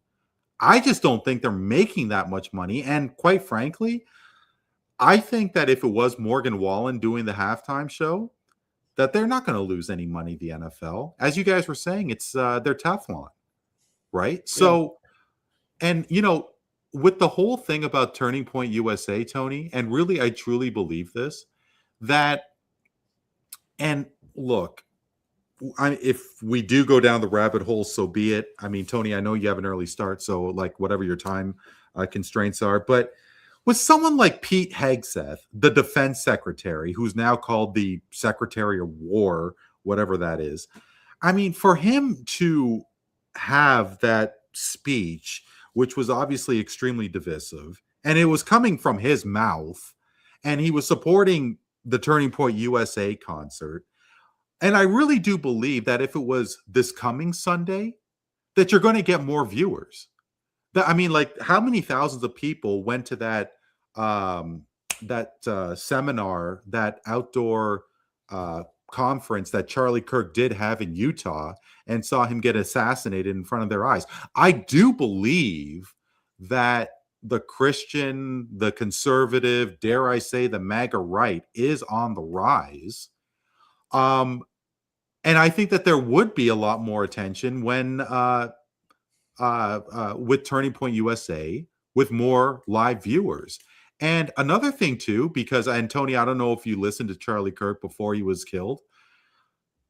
If Charlie Kirk was all about conversation and he wanted to have conversation with the left, I don't think Charlie Kirk would have wanted to have this concert during the halftime show of the Super Bowl. Because if he is all about, listening to the other side and challenging the other side and trying to prove a point on the other side to a larger degree, obviously, to you and me, I don't think Charlie Kirkwood would have wanted to have it on Sunday with the Super Bowl. What are your thoughts on that? I don't know. It's hard to say because he's dead. So I don't know how to answer that Did you question. listen to Charlie Kirk's show? Like Yeah, before he I did. died? Yes, I did. I don't think the objective was to compete, obviously, with the Super Bowl halftime show. The objective was to give an alternative to a side that has had enough, right? To their side, to understanding that, this is not it, right? I don't think they were worried about numbers. I don't think they were worried, let's do it the week after, so maybe we'll get 100 million viewers. I don't think that was the objective. It was just to throw an alternative out there, right? Okay. It's not the first time, son. Remember in Living Color did their Men on Film during the halftime show that competed with halftime. It's not the first time someone's done something like this, right? I don't remember that. This is just hyper political on steroids, next level, right? Yeah, no, it is. It is. But, and I do really hope that we do get to a point, and I really do believe this, that just because you're watching Turning Point USA, you're not a racist. I mean, I think that people need to realize that there are people that are not racist who don't like Bad Bunny. And there are people that are not racist who like Kid Rock and whoever the other three were. And maybe they are just into country music or whatever kind of music that is. Like, it is really unfortunate how polarizing and how standoffish people are. But and I think it has everything to do with the algorithm. Yeah, that goes to what Neel's point was before. Right, that's exactly what it goes to. You throw those words out there, and you got a lot of people who don't want to be called that. The best thing to do is not give a shit. Say, sure, if you want to call me that, go ahead. I'm homophobic. I'm racist. Go ahead and call me. That's part of the problem too. A lot of people are afraid to be called that because that's what they go to instantly, right?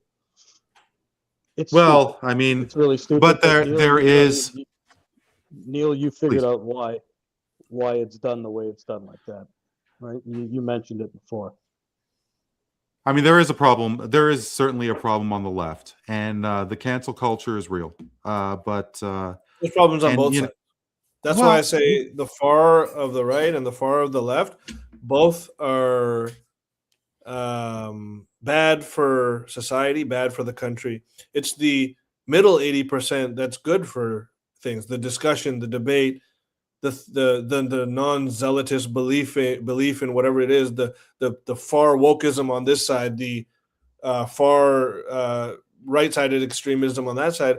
But the 80% in the middle, those are good people, and those are good discussion and good debate to have, where you actually are considering to some degree the sand that's coming from the other side.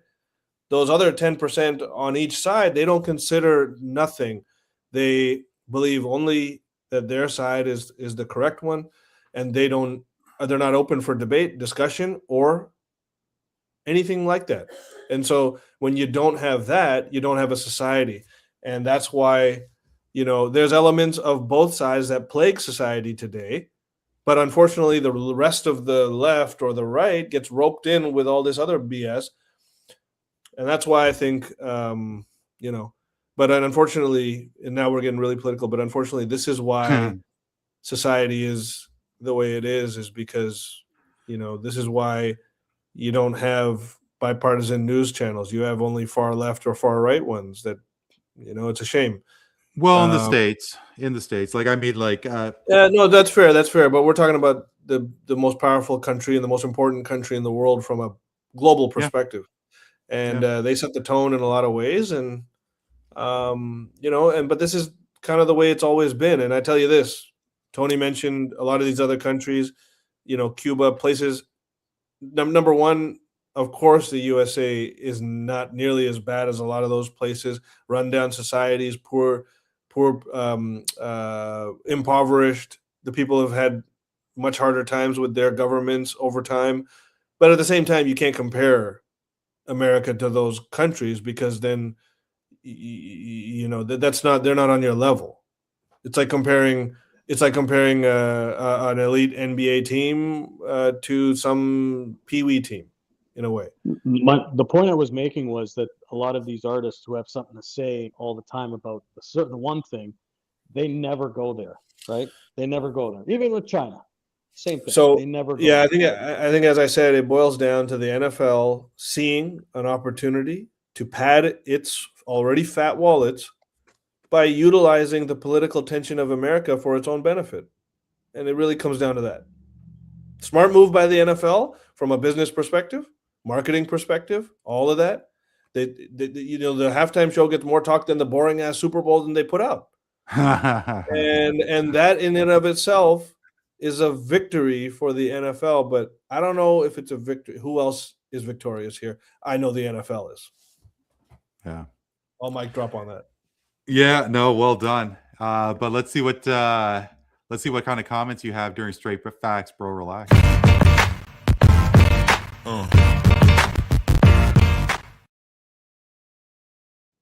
Before we actually do get into Straight Facts, bro, relax, guys. I have to talk about what took place in Milan. So apparently, a biathlete from Norway, and I'm probably going to butcher his name, Sturla Holm Lagreed, won the bronze medal. He won gold in Beijing. And Tony, when I sent you this story, did you know about this at all? You did not. No clue. I had no clue. No. So basically, during this biathlete won the bronze, and he was speaking to media from his homeland of Norway, he had mentioned how, and this is a quote from NBC. It was translated from Norwegian. 6 months ago, I met the love of my life, the world's most beautiful, sweetest person. And 3 months ago, I made the biggest mistake of my life and cheated on her. I'm sure many people now see me in a different light, but I only have eyes for her. And this guy announced to the entire world of how he couldn't keep it in his pants and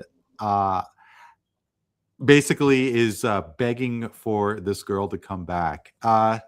Impromptu Straight Facts, bro, relax. You think the girlfriend is actually going to take this guy back? I mean, would you do it? Would you? Please, Tony. First of all, this guy truly is a biathlete based on his performances here. But he can dangle two at once. Good for him. Oh, I think there is a chance. He's a gold medalist, we said, right? Did you say gold? No, bronze. Yeah, he won gold in Beijing. Bronze? Yeah, 22 Olympics. Oh, but this was a bronze victory? This was a bronze in Milan, yeah. And he said it after the bronze. Maybe not. He did. You don't think so? No, bronze. You think no, the shine is? No, yeah, he's done. He'll be fine. Honestly, yeah. Well, I'm sure that he could find a new girlfriend. As soon as I heard about this, I was thinking about how Steve Urkel kept on shooting his shot with Laura Winslow on Family Matters. I mean, it was just, I get it. Like, you regret cheating on your girl, but this guy's been around the block. Like, he's won medals. Like, you have to think that he's experienced with media, and he went like a blubbering idiot like this. It's incredible. The best the girl the funniest thing I think would be if she tweeted something out like, "I aim for silver or better." Well done. Well That's done. Tony, we did talk about the Olympics, of course, before Neel came on, and I guess we did touch on it, but I don't know if you had a chance to let it marinate, but I think that there is a real problem with NHLers going to the Olympics. I understand wholeheartedly, like the 22 and the 18 Olympics, they did not have NHL talent. Can we remember who won those respective tournaments? I, for one, can't. I believe the country that represented Russia won in Beijing. But the Olympic hockey tournament has so much more allure if there's NHL players. But I think it's just one injury away from not participating in the future. If that is the case, well, whether it's going to be the case or not, Tony, the NHL will not allow NHLers to participate after the 34 games after the Salt Lake City Olympics 2034. Straight facts, bro. Relax. I'd say, bro, relax. I would say, bro, because I would imagine Gary Bettman's not going to be there anymore anyway. So you might have somebody who can control this thing a little bit better by then as well. But no, as long as players want to go, they're going to get the chance to go. So, yeah, bro, relax. Yeah, I know we were talking about it to some degree, but really, when the World Cup, Canada Cup took place, Tony, I mean, you and I know more than anything that other than baseball, what do you have cooking in the world of sports? And I just think hockey, international hockey in the summertime is the perfect time to get some eyes on your sport, and especially hockey during the winter. I don't get it, but that's why I'm here and not in the NHL as commissioner. And Neel, last and certainly not least, I don't know how close you and Tony the Bills were in playoff runs past, but after such a long stretch of not making the playoffs, they went on this streak of how was it? How many was it? 9 playoffs in a row that they appeared in. And less than that, but it was less than that. It could have been. I think it was more like 7 or 8, but 7 or 8. Yeah, but has the clock struck 12? I mean, Terry Pagula, we didn't even talk about his press conference, where essentially he threw McDermott under the bus along with Keon Coleman. Is there going to be an exodus within Buffalo? Is Josh Allen going to take a step back? Is the defense going to struggle more so? Neel, Buffalo Bills won't miss the playoffs next season. Straight facts, bro. Relax. This might be the biggest bro relax you've ever given me, man. Yeah. Look, anything can happen in the NFL. It is one of the reasons it's the king, in my opinion, is because there is an element of uncertainty every year with all these teams. You can go worst to first and first to worst in the drop of a dime. And a team always does every year in a division like clockwork. But I do not see that with Buffalo. As much as an elite quarterback can't win a Super Bowl for you the same as like an elite defense can, I would argue. An elite quarterback definitely, generally, if healthy, keeps you above water and in playoff contention. And so I don't think that's going to be a problem, to be honest. Plus, I saw Joe Brady's press conference. I watched it, and I see a swagger from the guy that I never heard him talk before, frankly. But I watched his whole press conference, and he seems like an energetic guy who may be able to connect with these guys on a different level. And I was just thinking about Ben Johnson the whole time because, he's turned out to be a great head coach, and I don't know if you saw some of his locker room antics, but they're fantastic. And Chicago really played their hearts out all year and were one of the better teams to watch this year, all in all. So, yeah, I think Buffalo, after this, they're all going to have a sour taste in their mouth. I think Josh Allen will come back determined next year, frankly, because he feels like this is the one time he's probably the biggest reason they may have lost, outside of, a shitty defense, which they knew they had going in. but they didn't know they were going to have this bad Josh Allen performance. End of the day, we're still an elite team.